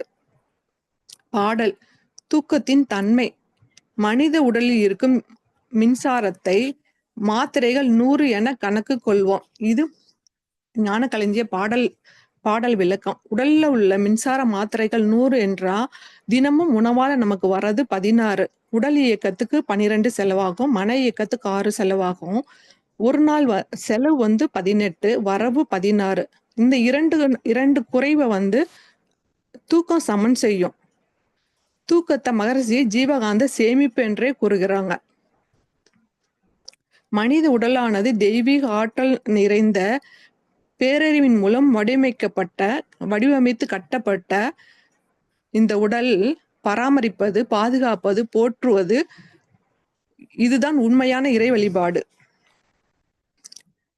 இந்த பேரறிவை உணர்ந்து கொள்ள நுழைவாயிலாக உள்ள துரிய சக்கரம், பீனியல் கிளாண்ட், அதனோடு இணைந்த தூக்கத்தில் பெறும் ஜீவகாந்தத்தையும் விழிப்புணர்வையும் ஆராய்ச்சி செய்வோம். அறிவியல் விளக்கம். மகரிஷி அவர்கள் கூறிய 5 அளவுமுறைகள் ஒன்று தூக்கம். நடைமுறை வாழ்க்கை முறைக்கு தூக்கம் 5ல் 1 என்று சொல்றதை விட முக்கியமான ஒன்று என்று சொல்லலாம். தூக்கம் 2 வகைப்படும். ஆரியம் தூக்கம், என்ஆர்எம் தூக்கம். ஆரியம் தூக்கங்கிறது விழி இயக்க தூக்கம், என்ஆர்எம் தூக்கம் என்கிறது விழி இயக்கமற்ற ஆழ்ந்த தூக்கம். இதுல 3 நிலைகள் உள்ளன. முதல் நிலை தூக்கத்துக்கு செல்றது, 2ஆம் நிலை இதயம், சுவாசம், உடல் வெப்பம் எல்லாம் படிப்படியா குறையிறது. இந்த நிலையில 3ஆவது நிலை தான் ஆழ்ந்த உறக்கத்துக்கு போகிறோம். மிக முக்கியமான நிலை இது. உடல் செல்களை புதுப்பிக்குது, நோய் எதிர்ப்பு மண்டலத்தை வலுப்படுத்துது, வளர்ச்சி ஹார்மோனை உற்பத்தி செய்யுது, இதயத்தின் வேலையை சீராக்குது. இன்னும் சொல்லணும்னா குறைந்த ஆற்றல் நிலையிலிருந்து உடல் தன்னை புதுப்பிச்சு கொள்ளுதுன்னு சொல்லலாம். மூளையில் உள்ள மின்சார அலைகள் மெதுவாகிறதுனால ஜீவகாந்தம் சமநிலை அடைகிறது. தூக்கத்துல பேரறிவு எந்த அளவுக்கு வேலை செய்யுதுன்னு இதை வச்சு நம்ம புரிஞ்சுக்கொள்ளலாம். மகரிஷி அவர்கள் உறக்கத்துக்கு, ஆழ்ந்த உறக்கத்துக்கு, மின்சார சமநிலைக்கு 14 பாயிண்ட் அக்குப்ரெஷரும், உடல் சமநிலைக்கு உடல் தளர்த்துற பயிற்சியும் கொடுத்திருக்காங்க. ஆரியம் தூக்கத்தை பற்றி பார்ப்போம். விழி இயக்க நிலை கனவு தோன்றும். 20% வரை இந்த நிலையில தான் நம்ம தூங்குறோம். கண்கள் அசையும், ஆனா உடல் அசையாது. மனம் நினைவுகளை பரிசோதிச்சு தேவையானதை சேர்த்துக்கும், தேவையில்லாத நீக்கிறது. இந்த நிலையில படிக்கிற மாணவர்களுக்கு இது ரொம்ப முக்கியமானது. ஏன்னா படிச்சதை ஷார்ட் டேர்ம் மெமரியா இருக்கும், அது லாங் டேர்ம் மெமரியில இந்த ஆரியம் தூக்கத்துல தான் நிகழும். மகரிஷி அவர்கள் இந்த நிலையில வர கனவு காந்த கசிவுன்னு சொல்றாங்க. மன உணர்ச்சி சமன்படும் என்றும் சொல்றாங்க. இந்த நிலையில இந்த கனவு வந்தது அப்படின்னு சொல்லி நம்ம பயப்பட வேண்டாம். ஏன்னா மனதோட இயல்பான நிலையில ஒண்ணுதான் கனவு. ஆரோக்கியமான தூக்கம். குழந்தைகள் 2 வித தூக்கத்தையும் 50-50% தூங்கணும். பெரியவர்கள் 20% இருந்தா போதுமானது. மகரிஷி அவர்கள் எளிமையா சொல்றாங்க, செல்கள்ல ஜீவகாந்தம் நிரம்பிட்டா தானே விழிப்பு வரும், இதுதான் ஆரோக்கியமான தூக்கம்னு சொல்றாங்க. மெலட்டோனின், அடினோசின் இரண்டும் 2 கண்கள் மாதிரி நமக்கு. மெலட்டோனின் இரவு தூக்க சுழற்சியை உண்டாக்குறது ஹார்மோன். இது இயற்கையான சிக்னல் சொல்லலாம். இது சர்க்காட்டியன் இதை மெயின்டைன் பண்ணுது. இதை உயிரியல் கடிகாரம்னு சொல்றோம். இரவு நேரத்துல சுரந்து தூக்க சுழற்சியை ஒழுங்குபடுத்துறது தான் இந்த மெலட்டோனின். மகரிஷி பார்வையில் இயற்கையோடு இணைந்த வாழ்வியலை நம்ம கடைபிடிக்கிறப்ப உடல் சமநிலை அடையும். அடுத்தது நம்ம துரிய தவத்தை மேற்கொள்றப்ப பீனியல் கிளாண்ட் ஆற்றல் பெற்று மெலட்டோனின் இயல்பாக சுரக்கும். அடினோசின் இது நம்ம நாள் முழுக்க வேலை செய்யறதுனால ஏடிபி உடைந்து ஒரு அழுத்தம் உருவாகும். அது ரசாயனமா, அந்த ரசாயனம் தான் அடினோசின்ங்கிறது. மூளையில ஏற்படும் ஒரு வித அழுத்தம். இது மூளையில ஏற்படும் சோர்வு உணர்த்துது.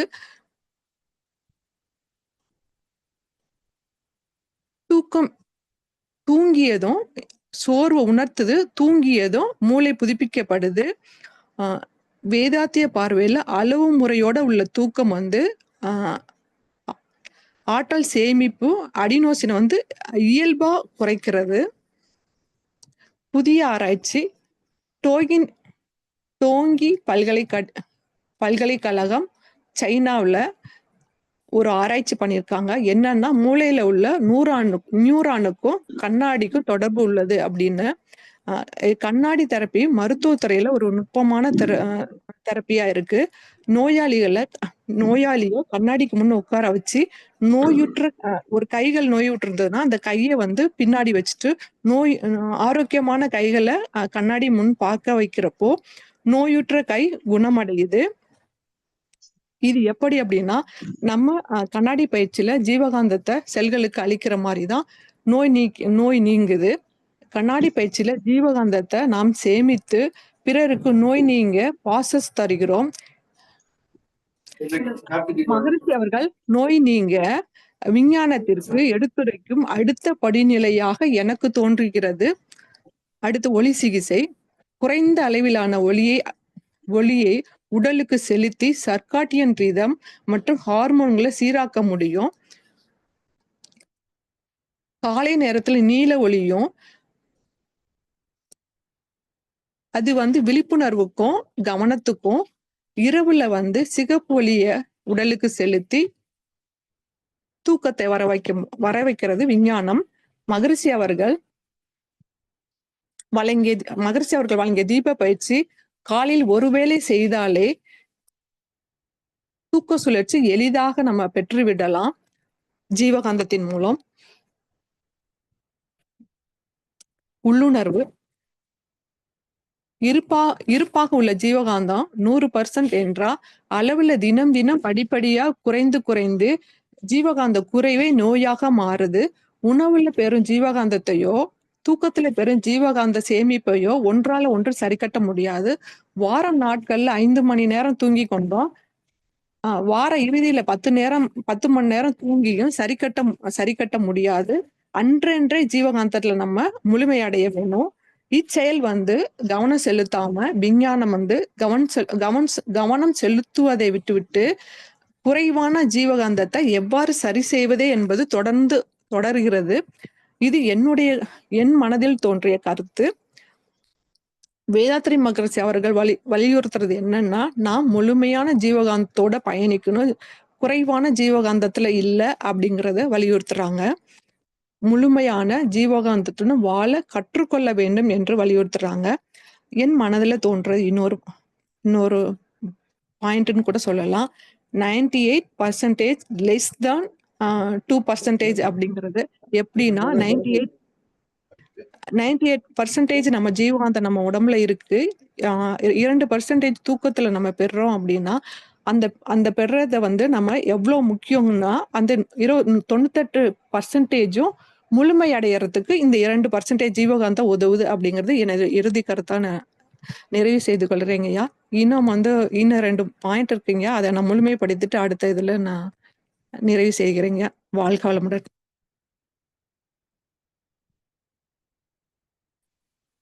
வாழ்க வளமுடன்மா. நீங்க முன்னாலே சீக்கிரமா முடிச்சிட்டீங்க, டைம் ஓகே. பட் படிக்கிறத நீங்க முதல்ல நீங்க என்ன பேசுறீங்களோ அதை ஃபுல்லா எழுதிடுங்க. ஒரு பேப்பர்ல எழுதிட்டு அதை ரிப்பீட் பண்ணுங்க. ஏன்னா நிறைய தடங்கள் இருக்கு, நிறைய வார்த்தைகள் முன்ன பின்ன போகுது, தடுமாறி தான் படிக்கிறீங்க. அங்க போய் படிக்கும்போது எங்கேயுமே ஸ்டக் ஆகாம படிக்கணும்னா நீங்க என்ன சொல்ல வரீங்களோ அதை எழுதுங்க. இப்ப லாஸ்டா ஒரு பாயிண்ட் சொன்னீங்க, என்னுடைய கருத்து அப்படின்னு சொன்னீங்க. அது எனக்கு புரியவே இல்லை, என்ன சொல்றீங்கன்னு எனக்கு புரியல. அப்ப அந்த மாதிரி புரியாம இருக்கக்கூடாது. அப்ப அதுக்கு ஒரே வழி என்னன்னா எழுதுங்க. எழுதிட்டு நீங்க என்ன சொல்ல வரீங்களோ இல்ல என்ன பேசுறீங்களோ அதை அப்படியே எழுதுங்க ஃபர்ஸ்ட். எழுதிட்டு அதை ஒரு 2 தடவை 3 தடவை கண்டினியூஸா வாசிச்சீங்கன்னா உங்களுக்கு வார்த்தை தடமாற்றம் வராது, அங்க ஃப்ரீயா பேச முடியும். இன்னொன்னு அதை படிக்க தான் அது மைண்ட்ல ஏறும். அதுக்கப்புறம் நீங்க அதை ஸ்கிரீன் பார்க்காம கூட நீங்க படிக்க முடியும். அது பிராக்டிஸ் தான் மிஸ்ஸிங்கு. நீங்க பிராக்டிஸ் பண்ணுங்க. இன்னும் நமக்கு டைம் இல்லை, கரெக்டா இன்னும் 7 நாள் தான் இருக்கு. அதனால பிராக்டிஸ் பண்ணுங்க. வேற யாருக்காவது கருத்து இருந்தா சொல்லுங்க.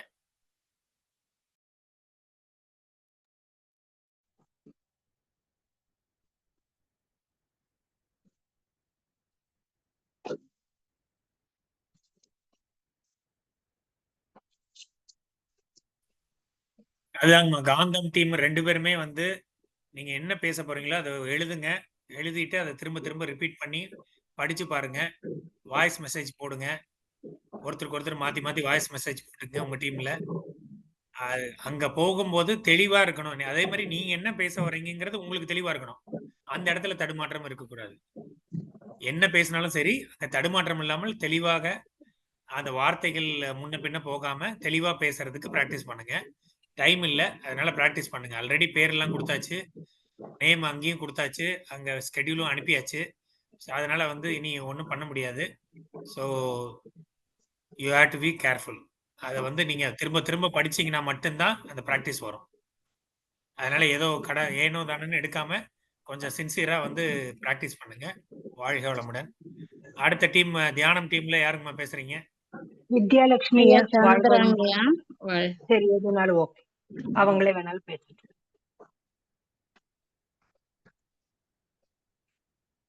வித்யா, நீ படிக்கிறியம்மா? நான் சொல்லிட்டுமா நானு? வாழ்க வளமுடன் ஐயா.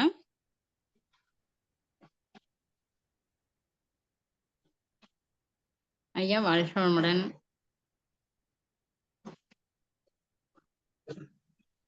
ஐயா எடுத்துட்டு இருக்காங்கன்னு நினைக்கிறேன்.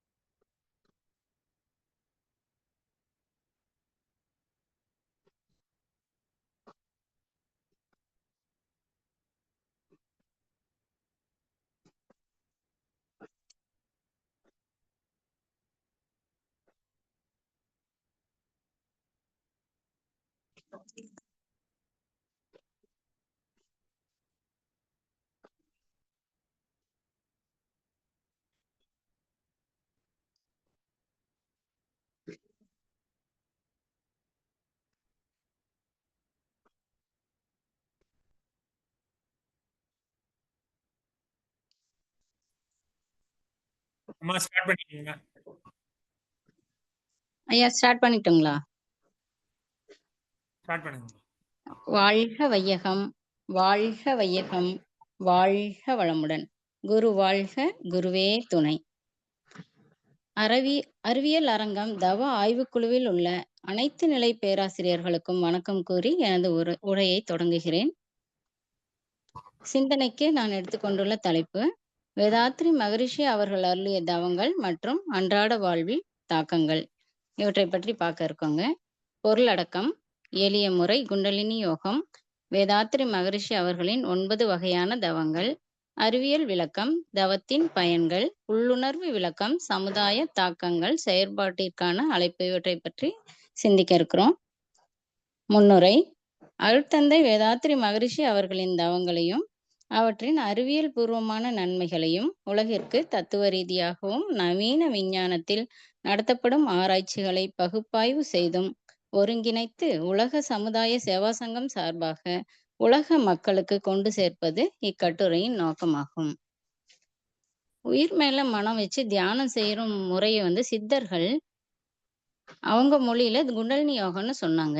இந்த தியான முறையை தான் தற்கால வாழ்வின் சூழ்நிலைக்கு ஏற்ப நம்ம தத்துவஞானி வேதாத்ரி மகரிஷி அவர்கள் எளிமைப்படுத்தி 9 வகை தவங்களாக நம்மளுக்கு கொடுத்துருக்காங்க. அவை ஒவ்வொன்றா பார்க்கலாங்க. இந்த தவம் 9 வகை தவங்களையும் பார்க்கணும் அப்படின்னா ஒரு நாள் கூட பத்தாது. நேர மேலாண்மை கருதி நான் சுருக்கமா சொல்லிடுறேன். ஆகினை தவம்: மூலாதாரத்துல உயிர் சக்தியை எழுப்பி புருவ மத்திக்கு கொண்டு வந்து உயிரை உணர்ந்து தவம் செய்வது. ஆகினை தவத்துல மன அலைச்சல் எப்படி இருக்கும்னா, ஆல்பா அலையில் வினாடிக்கு 13-8 சுற்றுகள் வரை இயங்குகிறது. இது ஆகினை தவத்தை ஸ்பர்ஷ தீட்சைன்னு சொல்றாங்க. இது ஏறுபடி தவம். ஏன்னா உயிரை எழுப்பி புருவ மத்தியில கொண்டு வந்து வைக்கிறதுனால இதுக்கு ஏறுபடி தவம் என்றும் ஒரு பெயர் இருக்கு. சாந்தி தவம்: புருவ மத்திக்கு கொண்டு வந்த அந்த உயிராற்றலை திருப்பி கீழேயே இறக்கி மூலாதாரத்துல தவம் செய்வது சாந்தி தவம்.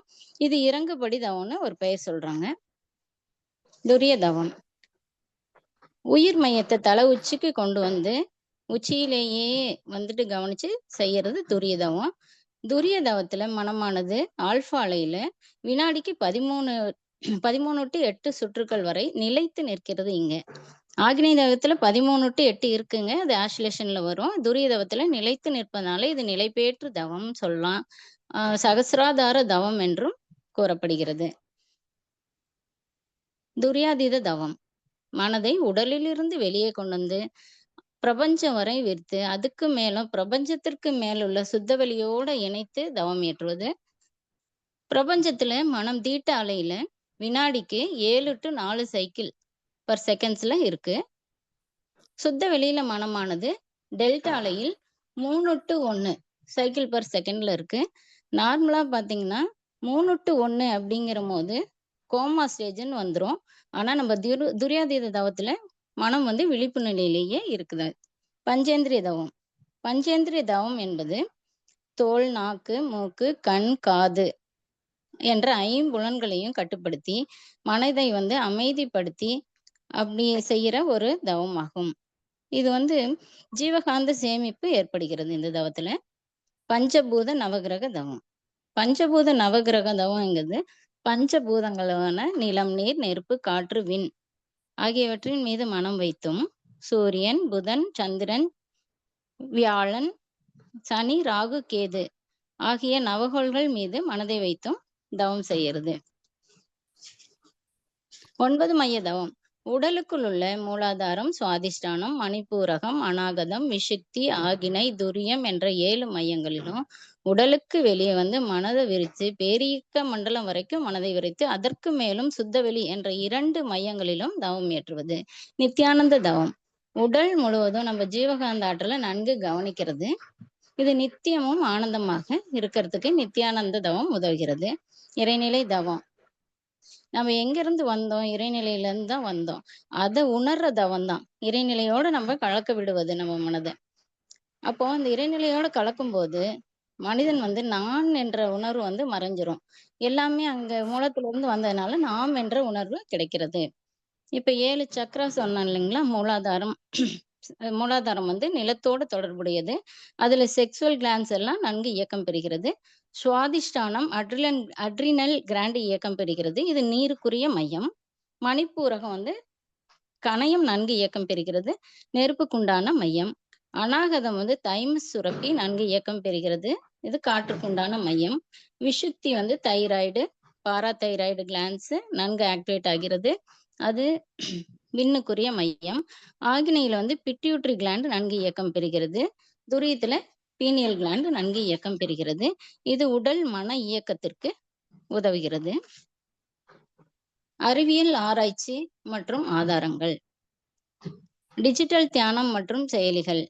கார்னகி மெலன் பல்கலைக்கழகத்துல 2025 ஜனவரியில இன்னர் பீஸ் ஆஃப் ஜாய் அப்படிங்கிற ஒரு 21 நாள் ஆன்லைன் தியானம் தொடர்ந்து கொடுத்தாங்க. அந்த ஆய்வின் முடிவில் என்ன சொல்றாங்கன்னா, குறைக்கப்பட்ட மன அழுத்தம், மேம்படுத்தப்பட்ட தூக்கம் மற்றும் மரபணு வெளிப்பாடு மாற்றங்கள் உள்ளதா அதிகமாக அது ஏற்படுறதாக உள்ளதை உறுதி செய்துள்ளது. இது எப்படின்னா, மேம்படுத்தப்பட்ட தூக்கங்கிறது சாந்தி தவம் நம்மளுக்கு அருட்தந்தை அவர்கள் சொல்லியிருக்காங்க. அப்ப அந்த தூக்கம் வந்து எந்த ஒரு மருந்துகள் இன்றி அந்த தூக்கம் வந்து மேம்படுத்தப்பட்ட தூக்கம் நம்மளுக்கு கிடைச்சிருக்கு. அடுத்து 2025 MIT இமேஜிங் நியூரோ சயின்ஸ்ல நடத்துல ஒரு முக்கியமான ஆய்வின் முடிவுல நீண்ட காலம் தியானம் செய்வரவங்க சமன்பட்ட உணர்ச்சி நிலை எப்பவுமே ஒரே மாதிரி, அதாவது அதிகமும் இல்லாம குறைவாகவும் இல்லாம சமன்பட்ட உணர்ச்சி நிலை, மேம்பட்ட கருணை உணர்வு மற்றும் விளைவறிந்த விழிப்பு நிலையில பெறுவதை உறுதி செய்துள்ளனர். இது நம்ம அடுத்தந்தை என்ன சொல்லியிருக்காங்கன்னா, இறைநிலை தியானம் தினமும் செய்து வரும்போது இறைநிலையே அனைத்துமாக இருக்கும் போது அந்த அன்பும் கருணையும் இறைநிலையின் தன்மையான அன்பும் கருணையும் தோன்றுகிறது. இதுதான் அந்த மேம்பட்ட கருணைங்கிறது ஆராய்ச்சியில உறுதி செய்திருக்காங்க.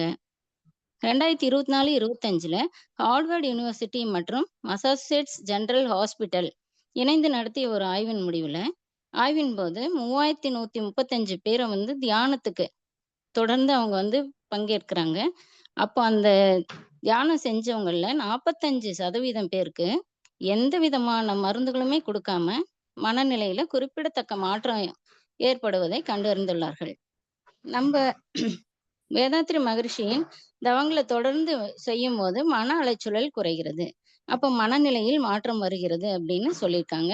ஆகினை, துரியம், துரியாதீத தவங்கள்ல இதை EEG மூலமா நம்மளுக்கு ஏற்கனவே வந்து ஆராய்ச்சி செஞ்சிருக்காங்க. 2024 பயோ பயோமெடிசின்ஸ் ஜேர்னலில் வெளியான ஒரு முக்கிய ஆய்வு. அது மூளையில இருக்க புறணி தடிமனை அதிகரிக்கிறது, அமிக்டலா செயல்திறன் மற்றும் மூளை இணைப்புகளை மேம்படுத்துகிறது அப்படின்னு இருக்காங்க. அமிக்டலாங்கிறது மூளையினுடைய முக்கியமான பகுதி. அது எப்படின்னா உணர்வுகள், நினைவுகள், பயம் போன்றவற்றை வந்து கட்டுப்படுத்துகிறது. ஆபத்து, உணர்ச்சி வயம்லாம் இருக்கும்போது அமிக்டலா செயல்பட்டு அதுக்கு பதிலளிக்கும். இத வந்து ஃபைட் ஆர் ஃப்ளைட் அப்படிம்பாங்க இந்த அமிக்டலாவ. 2025 ஸ்பிரிஞ்சர் வெளியிட்ட முக்கியமான ஆய்வின் சுருக்கம். இது third wave of meditation research என்று அழைக்கப்படுகிறது. இதனுடைய ஆய்வு முடிவுல தியானமும் எதிர்மறை அனுபவங்களை கூட நேர்மறை அனுபவங்களாக மாற்றத்தக்க உளவியல் வளர்ச்சிக்கு உறுதுணையாக இருப்பதை கண்டறிந்திருக்காங்க. 2025ல ஹார்வர்ட் மெடிக்கல் ஸ்கூல் மற்றும் மசாசூசெட்ஸ் ஜெனரல் ஹாஸ்பிட்டல் இணைந்து நடத்திய ஒரு ஆய்வின் முடிவுல ஆழ்நிலை தியானத்தின் போது ஆழ்ந்த விழிப்பு நிலை, ஆழ்ந்த உணர்வு நிலை கிடைக்கிறதா EEG, MEG, fMRI போன்ற கருவிகள் மூலம் கண்டறிந்துள்ளார்கள். இது நம்ம துரியாதீத தவத்துல துரியாதீத தவம் வந்து 3 to 1 மன அலைச்சூழல் போகுது. அப்ப ஆழ்ந்த விழிப்பு நிலை இருக்கு, கோமா ஸ்டேஜ்லயும் விழிப்பு நிலை இருக்கு. அதுதான் இந்த ஆராய்ச்சியில கண்டுபிடிச்சிருக்காங்க. உடல்நல பயன்கள். தியானம் செய்வதனால் மூச்சு நம்ம உள்வாங்கி வெளிவிடுற வேகம் குறையறதுனால இருதய துடிப்பு குறைஞ்சு ஆயுள் வந்து அதிகரிக்குது. எல்லா நரம்புகளும் நம்மளுக்கு புத்துணர்ச்சி கிடைக்கிறது. ஏற்கனவே கெட்டுப்போன செல்ல கூட தொடர்ந்து தியானம் செய்யும் போது அந்த கெட்டுப்போன செல்களை நீக்கி புதிய செல்களை உருவாக்கிறது. இதுக்கு நித்யானந்த தவத்தை உதாரணமா சொல்லலாம். அப்புறம் மூளையில் உள்ள பல புதிய நூற்றுக்கணக்கான செல்கள் வந்து தியானத்தினால ஊக்குவிக்கப்பட்டு இயக்கம் பெறுகின்றன. இதுக்கு துரியதவம் செய்யும் போது மூளையில் உள்ள ஒவ்வொரு செல்லும் புத்துணர்ச்சி பெறுது, அது இயக்கம் பெறுகிறது. மனநல பயன்கள். தியானம் செய்யும் போது ஆழமான நம்ம மூச்சு விடுறதுனால மனம் அமைதி அடைகிறது, அது மன அழுத்தம் குறையுது. 3வது கண் விழிப்புணர்ச்சி ஏற்பட்டு சுய விழிப்புணர்ச்சி மற்றும் உள்ளுணர்வு தன்மை அதிகரிக்கிறது. இது ஆகினை தவத்தை அருட்தந்தை அவர்கள் 3வது கண் அப்படின்னு சொல்லியிருக்காங்க. அப்ப ஆகினை தவம் செய்யும் போது 3வது கண் விழிப்புணர்ச்சி ஏற்படுகிறது. தியானம் மூலமாக ஆன்மீக வளர்ச்சி ஏற்பட்டு வாழ்க்கையின் நோக்கம் புரிந்து நம்ம எல்லாருமே ஒண்ணுதான் அப்படிங்கிற இது புரிந்து உலகத்தோட எல்லாரோடையும் ஒத்தும் உதவியும் வாழ முடிகிறது. உலக சமுதாயத்திற்கு நன்மைகள். தியானம் செய்யும் போது மன அழுத்தம், மனச்சோர்வு போன்ற பிரச்சனைகள் எல்லாம் வந்து குறைஞ்சிருது.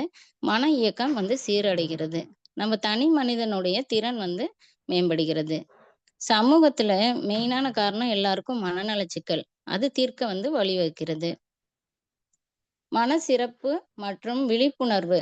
தியானம் செய்ய நம்ம விழிப்புணர்வு, எண்ணம் சொல் செயல்ல விழிப்புணர்வு கிடைக்குது. அதனால இந்த பயிற்சிகள் மூலமாக சுற்றுச்சூழல், சொசைட்டி எப்படி இருந்தாலும் நம்ம வாழ்க்கை முறையை நம்ம சரி செஞ்சுட்டு வாழ உதவுகிறது. அறிவியல் மற்றும் சமூகத்திற்கான தாக்கங்கள். ஃபர்ஸ்ட் மனநலத்துக்கு என்ன தாக்கம் இருக்குன்னு பார்க்கலாங்க.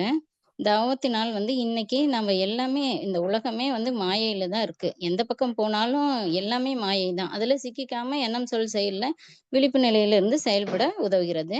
உடல் ஆரோக்கியத்துல பார்க்கும்போது தவத்தினால் நம்மளுக்கு விழிப்பு நிலை இருக்கும் போது இயற்கையோட ஒத்து போய் வாழ பழகிடுறோம். ஆதிகால மனுஷன்லாம் இயற்கையோட ஒன்று வாழும்போது துன்பமே இல்லாம வாழ்ந்தார்கள், நோய் நொடி இல்லாம வாழ்ந்தார்கள். அப்போ நம்ம இயற்கையோட ஒன்றி வாழ பழகும்போது உடலில் இருந்து உச்சி முதல் பாதம் வரையில எல்லா இயக்கங்களும் சீராக நடைபெற வாய்ப்பு இருக்கிறது. சமுதாயத்திற்கான பங்கு. தவத்தினால் நம் மனம் வந்து விரிவடையுது. இறைநிலை தவத்தினால எல்லாருமே ஒண்ணு அப்படிங்கிற இது வரும்போது யாதும் ஊரே யாவரும் கேளீர் என்ற மொழிக்கேற்ப அனைவரும் ஒன்றுபட்டு வாழ முடிகிறது. உலக சமாதானத்திற்கான பங்கு. இப்ப ஒவ்வொரு தனி மனிதனிடத்தும் தியானம் செய்யும் போது மனம் அமைதி அடைந்து ஊரு, உலகம் எல்லாத்துக்கிட்டையும் அமைதி கிடைக்குது, ஒற்றுமை ஏற்படுகிறது. அப்போ வேதாத்ரி மகரிஷி அவர்கள் உருவாக்கிய உலக சமுதாய திட்டங்கள், எல்லா திட்டங்களும் மிக விரைவில் நடைமுறைக்கு வர்றதுக்கு வாய்ப்புகள் அதிகமாக இருக்கிறது. செயல்பாட்டிற்கான அழைப்பு.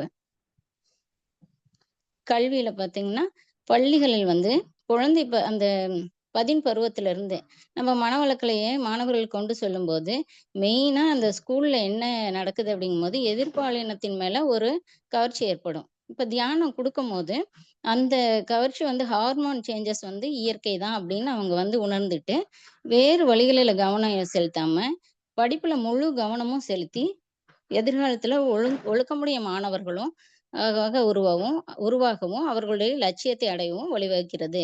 எல்லா தொழில் நிறுவனங்களுக்கும் மனவளக்கலை கொடுக்கும்போது, தொழிலாளர்கள் அமைதியான முறையில அங்க நடத்தி, தொழில் முறையில நல்ல முன்னேற்றம் ஏற்படுகிறது. எல்லா மருத்துவமனையில மனவளக்கலை தவம் கொடுக்கும்போது, நோயை பற்றிய விழிப்புணர்வு ஏற்படுகிறது. நோயை பற்றிய பயம் அகன்று விடுகிறது. நோயை பற்றிய பயம் போச்சுனாலே, உடல் நோய்கள் வந்து பாதி குறைஞ்சிரும். தவத்தினால் அனைவரும் ஒன்றே என்ற நிலை வந்து வந்துரும். அப்போ எல்லா நாடுகளிலும் உள்ள எல்லா தலைவர்களும், மக்களும் எந்த விதமான ஒரு பிரிவினையும் இல்லாம ஒற்றுமையாக வாழ்வதற்கு வழிவகுக்கிறது. டிசம்பர் 21 அன்று மில்லியன் கணக்கான மக்களை ஒரு 15 நிமிஷம் எல்லாத்தையும் ஒண்ணா அழைச்சு தியானம் செய்யும் முறை வந்து உலகளாவிய ஒருங்கிணைந்த தியானம் நடத்தினாங்க. அதே போல வேதாத்ரி மகரிஷி அவர்களின் தவங்களை அடிக்கடி அனைவரும் ஒன்றாக பயிற்சி செய்யும் போது உலக அமைதிக்கு வழிவகுக்கிறது. முடிவுரை.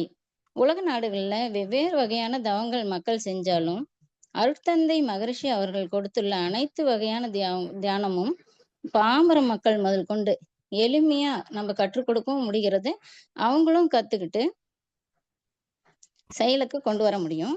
நம்ம அருட்தந்தை வேதாத்ரி மகரிஷி அவர்கள் கொடுத்துள்ள அனைத்து நிலை தியாகங்களும் இப்போ அறிவியல் பூர்வமாகவும் நிரூபிக்கப்பட்டு வர்றதுனால இது எல்லா இளம் தலைமுறையினரும் இதை ஏற்றுக்கொள்ளக்கூடியதாக இருக்குது.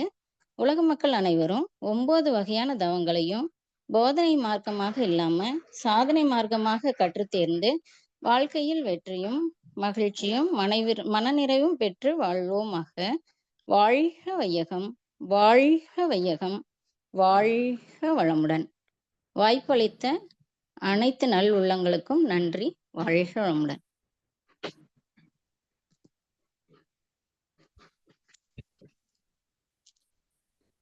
வாழ்க வளமுடன். அது நீங்க இப்ப ரெக்கார்ட் பண்ணதை நீங்களே கேளுங்க.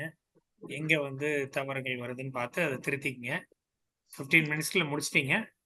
அது எங்கெல்லாம் வந்து வார்த்தைகள் தடுமாறுது, இல்ல வார்த்தைகள் ரிப்பீட் பண்றோம், இத பார்த்தீங்கன்னா அப்படிங்கிற வேர்ட்ஸ் எல்லாம் நிறைய வருது. அதெல்லாம் வந்து பார்த்து கரெக்ட் பண்ணிக்கங்க. சரிங்க ஐயா, வாழ்க வளமுடன். கரெக்ட் பண்ணிக்கிறேங்க ஐயா. வாழ்க வளமுடன் ஐயா. ஒரு கருத்து சொல்லுங்க. அவங்க சிந்தனைக்கு எடுத்துள்ள தலைப்புன்னு சொன்னாங்க, ஆராய்ச்சிக்கு எடுத்துள்ள தலைப்புன்னு சொல்லுங்க. ஆமா, சிந்தனை செய்வோம். ஆமா ஆமாங்கம்மா, அது வழக்கமா நம்ம மன்றத்துல பேசுற மாதிரி. ஆமா ஆமாங்கய்யா, அது சிந்தனைக்குன்னு சொன்ன அப்புறம் தான் எனக்கு வந்துட்டு தோணுச்சுங்க ஐயா. வாழ்க வளமுடன் அம்மா, அது மாத்திக்கிறேங்கம்மா. நன்றி நன்றிங்கம்மா. அதே போல ஸ்லைடு வந்து மாத்தி படிக்கிறீங்க. அது கடைசி ஸ்லைடு பாருங்க. கடைசியா நான் அனுப்பின பிபிடி பாருங்க. அதுக்கும் நீங்க பேசுனதுக்கும் சீக்வன்ஸ் மாறுது. அதையும் பாத்துக்கங்க. ஓகே, சரிங்க. வாழ்க வளமுடன். அடுத்து நீங்க பேசுறீங்களாம்மா? ஐயா ரெடியா இருக்கேன் ஐயா. உங்களுக்கு இப்ப லேட்டஸ்டா அனுப்பிச்சிருக்கேங்க ஐயா. வாழ்க வளமுடன் ஐயா, அனுப்பிச்சிருக்கேன்.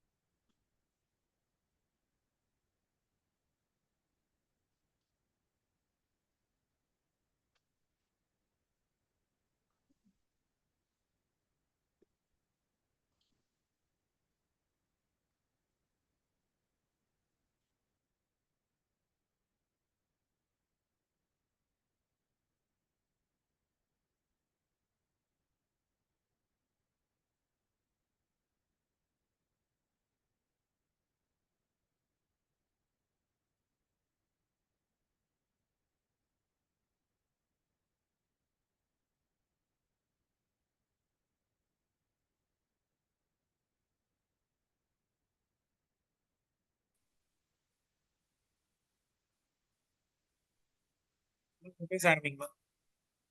வாழ்க வையகம், வாழ்க வையகம், வாழ்க வளமுடன். குரு வாழ்க, குருவே துணை. இறையருளும் குருவருளும் சூட்சமமாக இருந்து இந்த நிகழ்ச்சியை நடத்துகிறார்கள். வேதாத்ரி மகரிஷி அவர்கள் அருளிய தவங்கள் மற்றும் வாழ்வின் தாக்கங்கள் என்ற தலைப்பின் கீழ் எனக்கு பேச வாய்ப்பளித்த நமது WCSC தலைவர் திரு SKM மயிலானந்தம் ஐயா அவர்களுக்கும், RD தலைவர் திரு ரவீந்திரநாத் ஐயா அவர்களுக்கும், டிஜிட்டல் சொல்யூஷன் தலைவர் திரு ஜானகிராமன் ஐயா அவர்களுக்கும் மற்றும் நம் அறிவியல் அரங்க தலைவர் திரு மாணிக்க வாசகம் ஐயா அவர்களுக்கும் வாழ்க வளமுடன் என்று கூறி, மேடையில் வீற்றிருக்கும் அனைத்து நிலை சிந்தனையாளர்களுக்கும் மற்றும் இந்த அரங்கம் முழுவதும் நிரம்பியிருக்கும் அனைத்து இருபால் மையன்பர்களுக்கும் வாழ்க வளமுடன் என்று கூறி, நாம இன்னைக்கு பார்க்க இருக்கிறது என்னன்னா, எளிய முறை குண்டலினி யோகம், மகரிஷி அருளிய தவங்கள், அதனை சார்ந்த அறிவியல் விளக்கங்கள், தவத்தின் பயன்கள், உள்ளுணர்வு விளக்கம், அறிவியல் மற்றும் சமுதாயத்திற்கான தாக்கங்கள், அதற்கான செயல்பாட்டிற்கான அழைப்பு.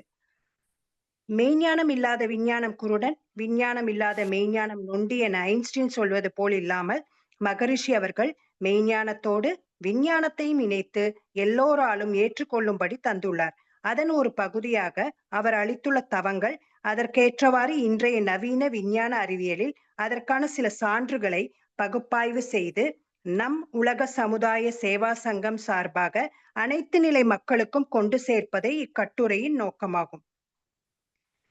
அறிவின் பதிவை கொண்ட உயிர் சக்தியை மேலே நோக்கி எழ செய்து அதிலே ஒன்றி நின்று தன்னிலை மற்றும் இயற்கை ரகசியங்களையும் உணரும் பயிற்சியே எளிய முறை குண்டலினி. இந்த தெளிவையும் பயிற்சியையும் நல்குவதே எளிய முறை குண்டலினி யோகமாகும். இப்பொழுது நம்ம மகரிஷி அவர்கள் கொடுத்துள்ள தவங்களை பத்தி ஒரு சின்ன ரீகேப். ஆகினை தவம், மூலாதாரத்தில் இருக்கும் உயிரை புருவ மத்தியில் உணர்கிறோம். இதுக்கு இதன் மூலம் என்ன ஆகுதுன்னா, பிட்யூட்டரி கிளாண்ட் நன்கு இயக்கம் பெறுகிறது. சாந்தி தவம், தவக்கணலை இறக்கி தருவதால் இதற்கு சாந்தி தவம் என்று பெயர். சாந்தி தவத்தை முறையாக கையாண்டால் மனநோய் என்பதே யாருக்கும் இருக்காது என்பது அவருடைய கூற்று. துரிய தவம், இங்கு மனமானது மறைய உயிர் உயிராகவே நிற்கிறது. இதற்கு ராஜயோகம் என்றும் பெயர் உண்டு. துரியாதீத தவம், துரியத்தை தாண்டி மனிதன் தனித்துவமான ஆத்ம அனுபவத்தை அடையும் நிலை. இங்கு அறிவு முழுமை எய்துகிறது. பஞ்சேந்திரிய தவம், ஐம்புலன்கள் மூலமாக செலவாகும் உயிராற்றலின் செலவை குறைக்கும் இந்த தவம் உதவுகிறது. பஞ்சபூத நவகிரக தவம், இந்த தவம் இயல்பூக்க நியதிப்படி நம் உடலில் ஓடுகின்ற ஜீவகாந்தம் எந்த பொருளோடு தொடர்பு கொண்டாலும் அதன் தன்மையாகவே மாறுகிறது.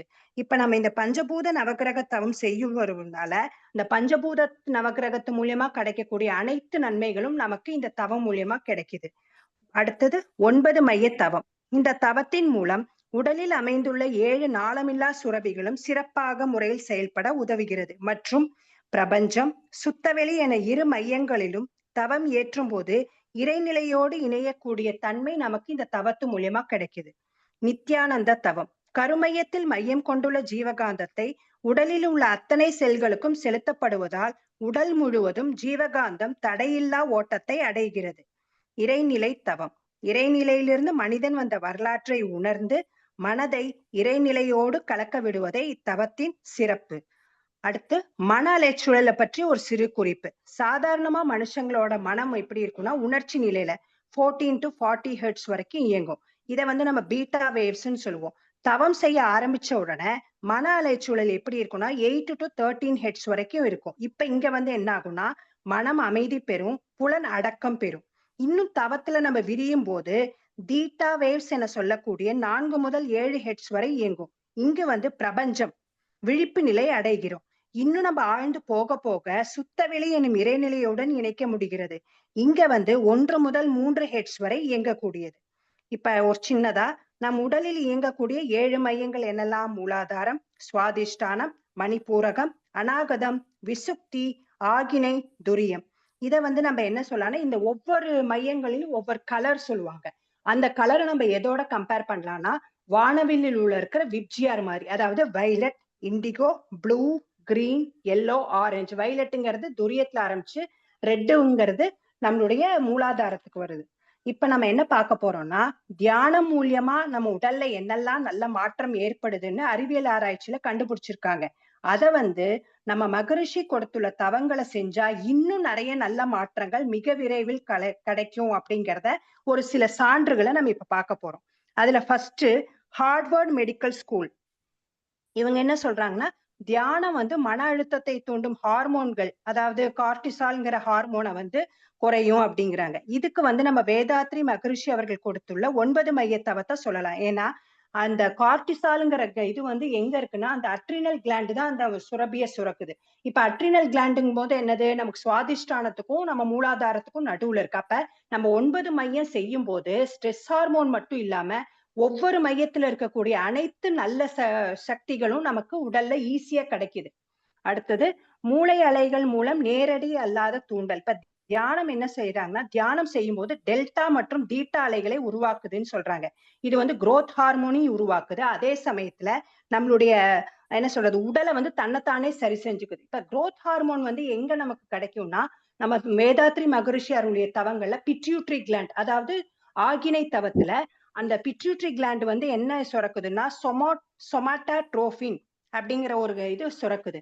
இது மூலியமா என்ன ஆகுதுன்னா, ஹார்மோன்ஸ் எல்லாம் growth அடையுது. அப்புறம் துரியம் பண்ணும்போது, துரியம்ல வந்து பீனியல் கிளாண்ட் எது சுரக்குதுன்னா, மெலட்டோனின். இந்த மெலட்டோனின் என்ன ஆகும்னா, நமக்கு ஆழ்ந்த உறக்கத்தை கொடுக்கும். சவுண்ட் ஸ்லீப் ஆகும்போதே நம்ம உடல் தன்னைத்தானே சரி செய்ய உதவுது.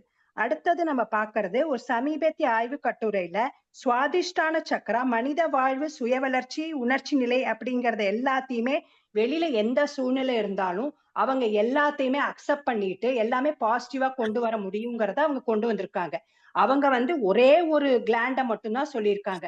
மகரிஷி அவங்க ஒவ்வொரு கிளாண்டுக்குமே கொடுத்திருக்காங்க. அப்ப மகரிஷியோடது செஞ்சா எல்லா விஷயத்திலயுமே நம்ம வெளி சூழலையும் நம்ம சரி பண்ண அடாப்டபிலிட்டி, அக்செப்டபிலிட்டிங்கிற மாதிரி ரெண்டுத்தையுமே நம்மளால ஏத்துக்கக்கூடிய பங்கு மகரிஷியோட தவங்கள்ல இருக்கு. நெக்ஸ்ட் டேவிட்டன் அப்படிங்கிறவங்க என்ன சொல்றாங்கன்னா, கார்டிசால் அளவு தியானம் செய்பவர்களுக்கு குறைவாக இருக்கும். கார்டிசால்னால ஆஸ் யூஷுவல் நமக்கு வந்து இந்த கிளாண்டுல தான் வரும். அந்த அட்ரீனல் கிளாண்டுல வந்து நமக்கு அந்த கார்டிசால் அந்த என்ன சொல்றது அச்ச உணர்வு வர்றதுக்கு நமக்கு வந்து அந்த வந்து மூலாதார சக்கரத்துல நம்ம தவம் பண்ண ஆரம்பிச்சாலே பாதுகாப்பு உணர்வு வரும். நான் நலமாக இருக்கிறேன், நான் பாதுகாப்பாக இருக்கிறேன்னு வரும்போது அந்த ஒவ்வொரு மையமா கொண்டு போக போக என்ன ஆகும்னா, உச்சி முதல் பாதம் வரை அனைத்து கிளாண்டும் நல்லா இருக்கும். மனதில் வந்து எப்பவுமே மனமும் உடலும் ஒரே மாதிரி எண்ணம் சொல் செயல்னு சொல்ற மாதிரி சீரா செயல்படும். அடுத்தது ஹைப்போதாலமிக் பிட்யூட்ரி தைராய்டு அப்படிங்கிறவங்க 2023ல ஹார்மோன்களின் சுரபியை சமநிலைப்படுத்தி மன அழுத்தம், சோர்வு போன்ற நிலைகளை குறைக்க உதவுது அப்படிங்கிறாங்க. இது நம்ம மகரிஷி அவர்கள்ல வந்து ஹைப்போதாலமிக்ங்கிறது நம்மளுடைய பீனியல் கிளாண்ட்ல இருக்கு. பிட்யூட்ரிங்கிறது நமக்கே தெரியும், நம்மளுடைய ஆக்னா சக்கரா.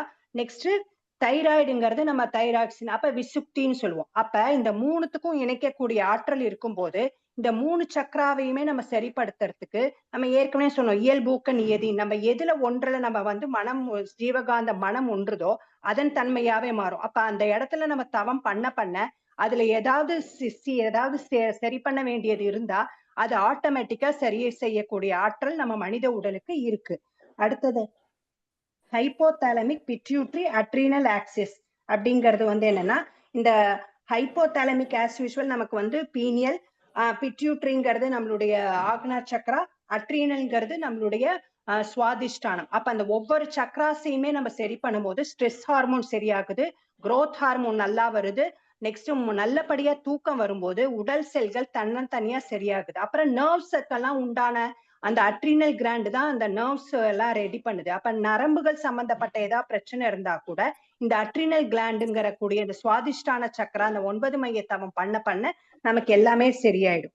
அடுத்து 2025ல மவுண்ட் சினாய்ங்கிறவங்க என்ன சொல்றாங்கன்னா, மனநல மேம்பாட்டிற்கான தியானத்தில் நரம்பியல் அடிப்படையாக விளக்குகிறது. அப்ப நரம்பியல்னாலே அட்ரீனல் கிளாண்டு தான். இந்த அட்ரீனல் கிளாண்டு தான் என்ன சுரக்குதுன்னா, அட்ரீனலோ மெடுலா அப்படிங்கிற ஒரு நரம்பியல் சம்பந்தப்பட்டதை சுரக்கும் போது அந்த நரம்பு சம்பந்தப்பட்ட எல்லா பிரச்சனைகளும் சரி செய்யக்கூடிய ஆற்றல் இந்த 9 மைய தவத்துக்கு இருக்கு. Next university of Bath and Southampton அப்படிங்கிறவங்க என்ன செஞ்சாங்கன்னா, 91 நாடுகள்ல இருக்கிறவங்கள 1247 பேர்களுக்கு இலவசமா மொபைல் செயலியை கொடுத்து மெடிட்டோ அப்படின்னு கொடுத்திருக்காங்க. அவங்கள வந்து ஒரு டைம்ல தினசரியா நீங்க அந்த டைம்ல தியானம் பண்ணுங்க அப்படின்னு சொல்லும் போது என்ன நிரூபிச்சிருக்காங்கன்னா, அவங்களுடைய டிப்ரெஷன் குறையுது, ஆங்ஸைட்டி குறையுது, சவுண்ட் ஸ்லீப் இன்க்ரீஸ் ஆயிருக்கு. நெக்ஸ்ட் வந்து அவங்களோட ஹெல்த்தி ஹேபிட்ஸ் வந்து இன்க்ரீஸ் ஆயிருக்கு. இதை வந்து நம்ம எப்படி கொண்டு வரலாம்னா ஸ்கை யோகா மூலியமா அனைவருக்கும் இலவசமா ஏற்கனவே எல்லாத்தையும் ஆண்ட்ராய்டு மொபைல் இருக்கு. அந்த ஒரு பர்டிகுலர் டயத்துல பர்டிகுலர் இதுல வந்து டைம்ல அனைத்து மக்களும் நம்ம இதை செய்யுங்க அப்படின்னு சொல்லும்போது முதல்ல அவங்களுக்கு என்னன்னா விழிப்பு நிலை வரும். அடுத்து அவங்களுக்கு உணர்வாங்க, ஓ இது செஞ்சா நமக்கு இதெல்லாம் நல்லது நடக்குதுன்னு. அப்ப அவங்க எப்ப ஒரு மனுஷன் வந்து நமக்கு ஒரு செயல் செஞ்சா உணர்ந்தா ஆட்டோமேட்டிக்கா அந்த தவம்ங்கிறது வந்து எல்லா மக்களிடம் சீக்கிரமா பரவும். நெக்ஸ்ட் MIT ஹார்ட்வர்ட் 2025 என்ன சொல்றாங்கன்னா, நீண்ட நாள் தியானம் வந்து நமக்கு செய்தால் நமக்கு வலி குறையுது, உணர்ச்சி நடுநிலை எல்லாம் வருதுன்னு சொல்லி உணர்ச்சி நடுநிலை எல்லாம் சரியாகும்னு. அப்ப இதுக்கு வந்து நம்ம வந்து துரியத்தவம் தான். இந்த துரியத்தவம் பண்ண பண்ண என்ன ஆகும்னா பிட்யூட்டரி கிளாண்டும், ஏன்னா துரியம்னா எடுத்தோன்னே நம்ம ஆகினை பண்ணுவோம், ஆகினையிலேயே நமக்கு அந்த பிட்யூட்டரி கிளாண்டுக்கு சம்பந்தப்பட்ட அனைத்துகளும் சரியாயிடும். அடுத்தது வந்து நம்ம பீனியல் கிளாண்டு பண்ணும்போது நம்ம மெலட்டோனின் சுரக்கும் போது எல்லா நெகிழ்வுத்தன்மையும் பிளெக்சிபிலிட்டியா நம்மளுடைய மூளைகள் வந்து அட்ஜஸ்ட்மெண்ட் ஆயிடும். அடுத்து இப்ப வேதாத்ரி மகரிஷி அவர்கள் அருளிய தவங்களை பார்க்கறத விட அறிவியலில் தியானம்ங்கிறவங்க அவங்க இப்ப என்ன செய்யறாங்கன்னா ஒவ்வொரு துறையிலையும் தியானம் எந்த அளவுக்கு கொண்டு வராங்க அப்படிங்கிறதுக்கு ஒரு சின்ன ஹெட்டிங் பார்க்கணும். ஃபர்ஸ்ட் அவங்க அணு மற்றும் மரபணு மாற்றங்கள் உண்டாகுதுன்னு கண்டுபிடிச்சிட்டு வராங்க. நெக்ஸ்ட் நுண்ணுயிர் எதிர்ப்பு மற்றும் அழற்சி தொடர்பான மரபணுக்களை வந்து சரி செய்ய முடியும், கட்டுப்படுத்துது அப்படிங்கிறது. இது எல்லாமே மெடிடேஷன் மூலியமா நடக்குது அப்படின்னு சொல்றாங்க. நெக்ஸ்ட் டெலோமெரோஸ் அப்படிங்கிற ஒரு என்சைம் உருவாகும் போது முதுமையை தள்ளி போடலாம் அப்படிங்கறத அவங்க ஆராய்ச்சியில கொண்டு வந்துட்டு இருக்காங்க. இது எல்லாமே ஏற்கனவே நம்ம மகரிஷி அவர்கள் கொடுத்த தவங்கள்ல செஞ்சா இது எல்லாமே நடக்குது. ஆனா அறிவியல் பூர்வமா இன்னும் சீக்கிரத்துல நமக்கு அதுக்கான விளக்கம் கிடைக்கும். நெக்ஸ்ட் தவத்தினால என்னெல்லாம் உடல்நல பயன்கள்னா பெண்களுக்கு கர்ப்பப்பை சம்பந்தமான ஹார்மோன்கள் எல்லாம் சரியாயிடும். அப்புறம் ஹார்மோன் குறைபாடு இருந்தா அதெல்லாம் சரியாயி அறிவாற்றல் திறன் மேம்படும். மனநலம்னு பார்த்தா பிரபஞ்ச சக்தியோட நம்ம இணைக்கும் போது உள்ளுணர்வதை இன்டியூஷன் இன்க்ரீஸ் ஆகும். மனதுல ஓர்மை, ஏற்பு திறன், அறிவு கூர்மை, மெமரி பவர் எல்லாமே இன்க்ரீஸ் ஆகும். நெக்ஸ்ட் நம்மளுடைய உள்ளுணர்வு விளக்கம்னு எனக்கு என்ன பாக்குறோம்னா நம்ம டெய்லி காலையில எந்திரிச்ச உடனே ஒரு தவம்னு பண்ண ஆரம்பிக்கும் போது நம்ம மன அலைச்சூழல் நார்மலா இருக்கும். அப்ப மன அலைச்சூழல் நார்மலா இருக்கும்போது தன்னிலை விளக்கம் கிடைக்குது. விழிப்பு நிலையில அன்னைக்கு ஃபுல் டே வேலை செய்ய முடியும். அப்ப தனி மனித அமைதியே உலக அமைதிங்கும் போது ஒவ்வொருத்தங்களும் அந்த ஒவ்வொரு பர்டிகுலர் டே காலையில எந்திரிச்சதும் இப்ப எப்படி காலையில எந்திரிச்சதும் பிரஷ் பண்றோமோ அந்த மாதிரி அவங்க எல்லாருமே இந்த தவத்தை மேற்கொண்டா எல்லாருமே மிக விரைவில் எல்லாரும் மன அமைதியும் நேரம் எண்ணம் இதுல வந்து உடலாலையும் மனதாலையும் அவங்க எல்லா விதத்திலையும் சரி செய்யக்கூடிய ஆற்றல் இருக்கு. இதை வந்து நம்ம implication for science and society அப்படிங்கிறதுல நான் வந்து மூலாதார சக்கராவை பத்தி நம்ம வந்து அடுத்த டாக்குமெண்ட் நான் வந்து சப்மிட் பண்ணுவோம். அதுல இருந்து சில பகுதிகளை மட்டும் இப்ப நான் கொண்டு வந்திருக்கேன். First autonomic nervous system. இப்ப இந்த அட்டானமஸ் நர்வஸ் சிஸ்டம்ங்கிறத வந்து நம்ம மூலாதார சக்கராங்கிறத பேசிக்க வந்து நம்ம சரி பண்ணினாலே அந்த ஒவ்வொரு சக்கரால இருக்கிற எல்லா தூண்டுதல் மூலியமா மேல இருக்கிற அந்த நர்வஸ் சிஸ்டம்ங்கிறது எதுல வரும்னாக்கா நம்மளுடைய பிட்யூட்டரி கிளாண்ட்ல. அந்த பிட்யூட்டரி கிளாண்ட சரி பண்ணக்கூடிய ஆற்றல் இந்த மூலாதார சக்கராவை நம்ம சரி பண்ணாலே எல்லா இதுக்கும் சரியாகும். இந்த ஹார்மோனல் லிங்க்ங்கிறது இந்த அட்ரினல் கிளாண்டுக்கும் மூலாதார சக்கராக்கும் இன்டர் ரிலேட்டட். ஏன்னா எல்லா சக்கராவுமே ஒன்னோட ஒண்ணு ரிலேட்டட் ஆகும்போது இந்த ஸ்ட்ரெஸ் ஹார்மோன் கார்டிசால் எல்லாம் குறையும் போது இந்த ஹார்மோனல் இம்பேலன்ஸ் எல்லாமே சரியாயி குரோத் ஹார்மோன் இன்க்ரீஸ் ஆகும். நெக்ஸ்ட் மூளை உணர்ச்சி நிலை, அதாவது லிம்பிக் சிஸ்டம் அப்படிங்கிறது. லிம்பிக் சிஸ்டம்ங்கிறது என்னன்னா நமக்கு வந்து பசி, தாகம், தேவையான இதெல்லாம் கொண்டு வருது. அமிக்டலாங்கிறது பயம், நமக்கு ஒரு பாதுகாப்பாற்ற மனநிலை, இது எல்லாத்தையும் சரி பண்ணக்கூடிய ஆற்றல் இந்த மூலாதார சக்கரா. அப்ப இந்த மூலாதார சக்கரானாலே சாந்தி தவம் தான். அடுத்தது மூலாதார சக்கராவை நம்ம எப்படி தூண்டினா ஆட்டோமேட்டிக்கா அது வந்து ஸ்பைனல் கார்டு மூலியமா சுஷ்மா நாடிங்கிறத சரி பண்ணும். இதை எதோட கம்பேர் பண்ணலாம்னா அசெண்டி, அதாவது என்னன்னா எந்த நேரத்தையும் நம்ம விழிப்புத்தன்மையோட இருக்கக்கூடிய ஆற்றல் இந்த மூலாதார சக்கராவை நம்ம ஆக்டிவேட் பண்ண ஒரு சக்கரானாலே இத்தனை பலன்கள் நமக்கு கிடைக்குது. அப்ப ஒவ்வொரு சக்கராவும் நம்ம செயல்படும் போது இன்னும் நல்ல பலன்கள் நிறைய கிடைக்கும். இப்ப இந்த தவத்தை வந்து நம்ம எல்லா மருத்துவ முகாம்களா இருக்கட்டும், சிறைச்சாலைகளா இருக்கட்டும், நம்மளுடைய மறுவாழ்வு மையங்கள் இதுல எல்லாம் கொண்டு போகும்போது, ஏன்னா இங்கெல்லாம் தான் உணர்ச்சி நிலையில நிறைய தப்பு பண்ணியிருப்பாங்க, அந்த உணர்ச்சி நிலையை மாற்றக்கூடிய ஆற்றல் தவத்துல இருக்கு. இப்ப இந்த தவத்தை இங்கெல்லாம் கொண்டு போகும்போது நமக்கு ஈஸியா நம்மளுடைய மாற்றம் நல்லது ஒரு சமுதாயம் அமைய யூஸ்ஃபுல்லா இருக்கும். அப்புறம் இப்ப மக்கள்கிட்ட எல்லாம் வந்து ஆதார் கார்டுன்னு ஒண்ணு இருக்கு. இந்த ஆதார் கார்டுங்கிறது எப்படின்னா குடிமகனுக்கு ஒரு சான்று ப்ரூஃபா இருக்கு. அந்த மாதிரி கை கார்டுங்கிறது நம்ம அரசு நடைமுறைக்கு கொண்டு வந்தா இன்னும் கையோகாவை சீக்கிரமா மிக விரைவில் எல்லாருக்குமே கொண்டு போய் சேர்க்க முடிவுரை. தியானம் மன ஓர்மை, மன அமைதி, தன்னிலை விளக்கம் எல்லாம் கொடுக்கும்போது நம்ம மகரிஷி அவர்கள் கொடுத்துள்ள இரண்டொழுக்க பண்பாடை நல்லபடியா செயலுக்கு கொண்டு வர முடியும். அப்ப என்னது, நான் எனது வாழ்நாளில் யாருடைய உடலுக்கும் மனதுக்கும் துன்பம் தர மாட்டேன், துன்பப்படுவோருக்கு என்னால் முடிந்த உதவிகளை செய்வேங்கும் போது ஆட்டோமேட்டிக்கா இறைவனே நானாக இருக்கிறேங்கிற கருத்து எல்லா மக்களிடையும் சீக்கிரமா பரவும். இது பரவின உடனே மகரிஷியோட கனவு என்னன்னா, உலக சமாதான திட்டம் மிக விரைவில் வரும். நன்றி. இந்த வாய்ப்பை நல்கிய உங்கள் அனைவருக்கும் மீண்டும் வாழ்க வளமுடன் நன்றி என கூறுகிறேன். வாழ்க வளமுடன். நன்றி. வாழ்க வளமுடன். டைமுக்கு கரெக்டாக முடிச்சிட்டீங்க. நீங்கள் இந்த ரெக்கார்டிங்கை மறுபடியும் திரும்ப கேளுங்க. எங்கே வந்து உங்களுக்கு தடங்கள் வருது, இல்லை எங்கே மாற்றிக்கலான்னு சொல்லி பார்த்துக்குங்க. அதாவது எனக்கு தெரிஞ்ச கமெண்ட் வந்து அந்த இதை பற்றி பேசும்போது ஒரு எம்ஐடி அப்படின்னு சொன்னீங்கன்னா, எம்ஐடிங்கிறவங்க சொல்கிறாங்க அப்படின்னு சொல்கிறீங்க. அது அப்படி சொல்லாமல் எம்ஐடி நடத்திய ஆராய்ச்சியில் மவுண்ட் சினாயில் நடத்தப்பட்ட ஆராய்ச்சியில் அப்படின்னு சொல்லுங்க. அவங்க சொல்றாங்க அப்படின்னு சொல்லாம அது மட்டும் நடைமுறைப்படுத்த ஆராய்ச்சி. இல்ல, அந்த அந்த ஆராய்ச்சி அப்படிங்கிறது வந்து அது வந்து ஒரு ஆராய்ச்சி, யாரோ நடத்தின ஆராய்ச்சி அப்படிங்கும்போது அவங்க சொல்றாங்க அப்படிங்கறது சொல்லாம பாத்துங்க. மற்றதுல அங்கங்க வேர்ட்ஸ் வந்து மாறுறது வந்து நீங்க இந்த ரெக்கார்டிங்க வந்து கொஞ்சம் கவனிச்சு கேட்டீங்கன்னா உங்களுக்கே தெரியும்.